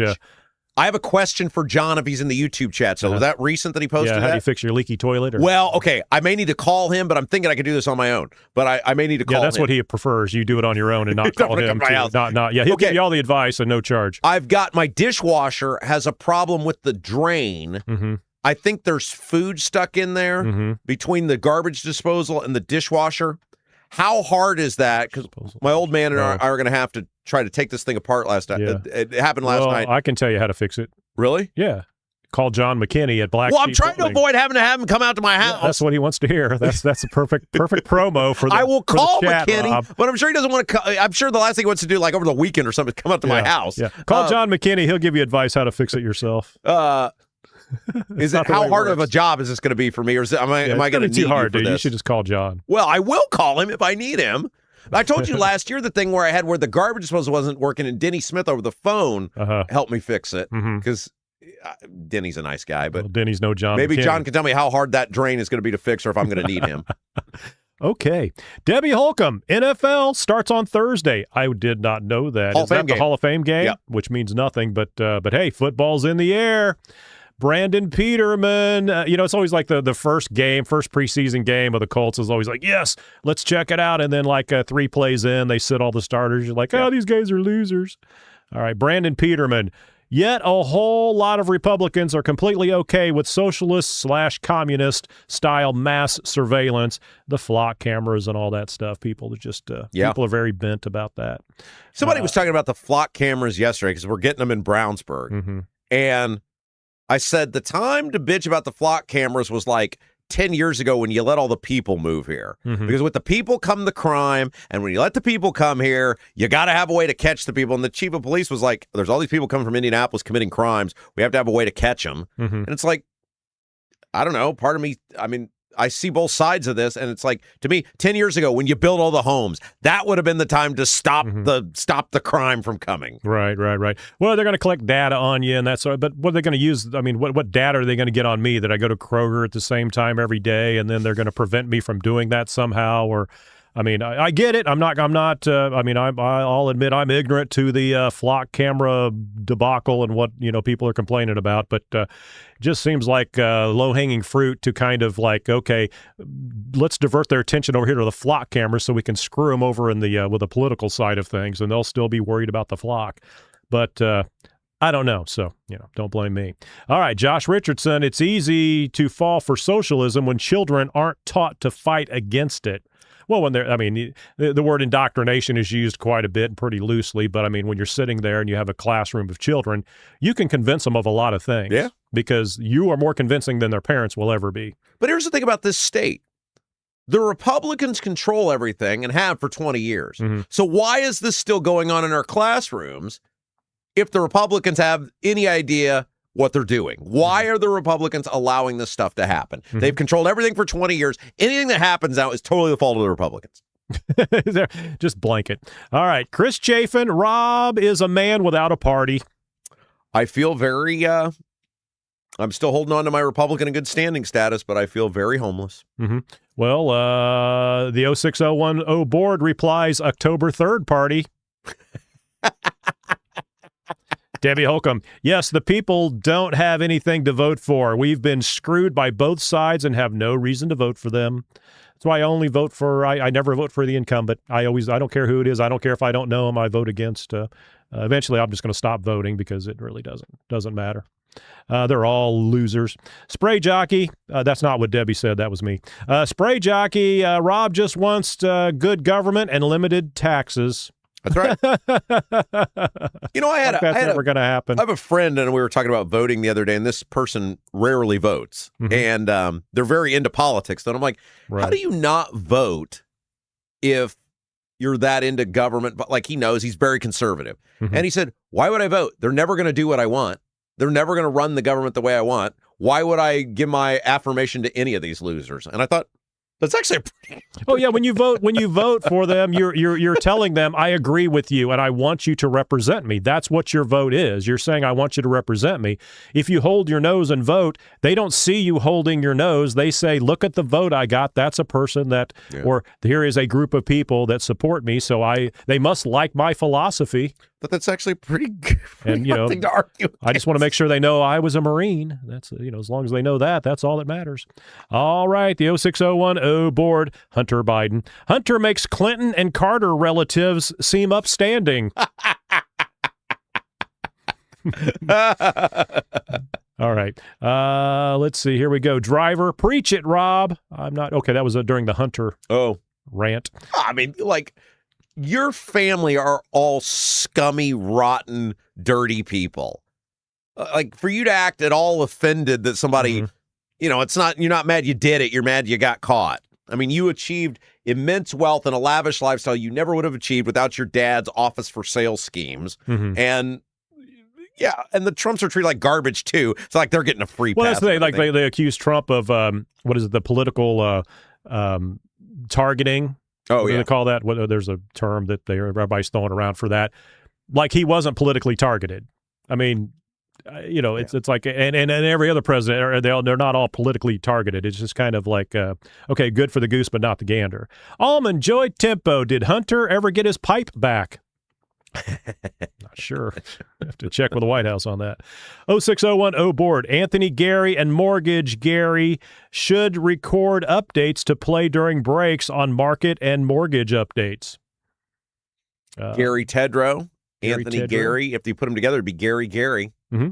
The Gary Gary Show. Yes. Yeah, there we go. Who said that? That was the 06010 board. Well, tell you what, that would be a lot of work for me. So, Mr. 06010 board was someday I will meet 06010 board guy, and I will find out what his real name is, and I will find out what he actually looks like. When I meet you someday, I'm going to offer you that position so you can do that. Okay, a lot of people talking about the Andre Carson situation, Andy Engel. What Carson is really upset with is that the law is being enforced and it's targeted toward people who would vote for him.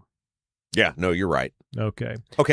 Am I wrong that I'm saying, okay, there's millions of people now that they've encountered over the past year and a half, and only 51 have died in their custody? I think that's an amazingly low number. Well, and the other side to that argument is constantly, well, they're not illegal. It's like, well, they broke the law to get here. Yeah, but they shouldn't be considered illegal. It's like, then change the law. I mean, the law is the law. Your opinion does not matter unless you're a congressman or a lawmaker, or you have the ear of your lawmaker. But the law is the law. I mean, you can't. So to use the argument that, well, they're not illegal. Well, they are illegal. Well, they're not. Okay, in your opinion, they're not. And maybe you're right. Maybe they shouldn't be. That's a whole different argument, but it's not an argument whether the law is the law. Well, and even here, okay, so you've got thousands of people that they're keeping track of. You got 2 who have passed away. Mm-hmm. You have no idea with a lot of these people, what their issues are, where they came from, what their backgrounds are, whatever. I think those are pretty phenomenally successful statistics that many people have been taken care of. Like, that to me is the story. Not that there were 2 people that passed away. Investigate it, whatever. But my gosh, think in the normal medical system, how many people pass away, et cetera. I mean, good job by our people taking care of these people. By the way, the way to fix your dishwasher problem is to take the hose off the dishwasher and use the shop vac. Suck it out. But I can't get into the line. Okay, well, I'm just telling you what John McKinney would tell you because that's what he posted in here. So he said what? He said take the hose off the disposal and try a shop vac. Or call John McKinney at Black Sheep Plumbing. The hose. Okay, all right. I'll tell my old man that because we're going to give a shot at it when we get done with the show here today. All right. Okay, so I know we got to run here because we got some things to do. It was at like 11:30 at night. So here's what happened. I know you got to go. It never happens at a convenient time. Well, okay. So I obviously I'd put the show together and was doing some other things, and then I got to do laundry and get everything else done because got to wait till the little tyrant goes to bed before I can get all this stuff done. Mm-hmm. And start the dishwasher same time I start the laundry, and there's a time on the thing. It's going to go whatever, and the laundry gets done before the dishwasher gets done, which almost never happens. And I'm like, that dishwasher's been going for a long time. And I start looking at it, it's got a number 1 on it. And I'm like, okay, it's 1 minute to go. And I stare at this thing for like 3 minutes. I'm like, okay, the counter can't be that far up. There's clearly something wrong. It's not stopping on its own. So I hit the stop button. It's going through the thing, but the water is not draining out, which is why it was stuck on 1. And I'm like, oh no. So I tell my wife, I say, okay, this thing is clearly broke. She's like, yeah, you need to get down there and get that water out of there. It's like, you live here too. Why is it just me that has to get down there and get it? So there I was, and handed me. You said that to your wife? Buckets of water. What? You said that to your wife? I said, you live here too. Oh, Jesus. For now, she does. I said, why am I the one who has to get down there and get it? You eat the same way I eat. Dishes are always my responsibility. So I get down there and I start scooping the water out. Mm-hmm. That was Schrog's suggestion. Put some vinyl gloves on and try not to yank. She says, scoop it out. Don't yank it out. The scoop what out? I guess the gunk. I don't know. But I got to get into the line. Mm-hmm. Yeah. That's why you should call a professional plumber. Rob. So it took me about 30 minutes to get all that taken care of, and then we put the vinegar in the line, and it's like, I don't know how good this is going to do. So now I get home, I got to figure out if it worked or not. But that McKinney obviously would know what to do. So. All right. Well, there we go. And if you don't want to be like Rob and you want a professional to come in and take care of business so that you don't ruin your dishwasher or your kitchen or ruin your marriage, give John McKinney a call. Black Sheep Plumbing, the awesome sponsor of the chat. Let's see, what is it? Friday. That's awesome. That means a couple days off. We should have a best of show on Saturdays. Maybe in the future. Yeah, we'll do that. But on whatever platform we're on? On whatever platform we're on. There we go. That's what I was trying to get at. Okay, So that'll do it for me in the chat. That's thanks, everybody. We'll see you Monday. Have a great, awesome weekend. So, yeah, you guys, man, you guys are amazing. We can't thank you enough for all that you do for us. You guys are absolutely incredible. Again, you can really help us out. Hit that little thumbs up button before you leave today, or if you're checking us out on demand, just hit that thing right now. It really helps us out. You guys have an awesome weekend. Take care of yourself. Take care of your neighbors. And we'll look forward to seeing you back here at 9 until noon on Monday. For producer Jason, I'm Rob Kendall. You've been watching Rob Kendall Show.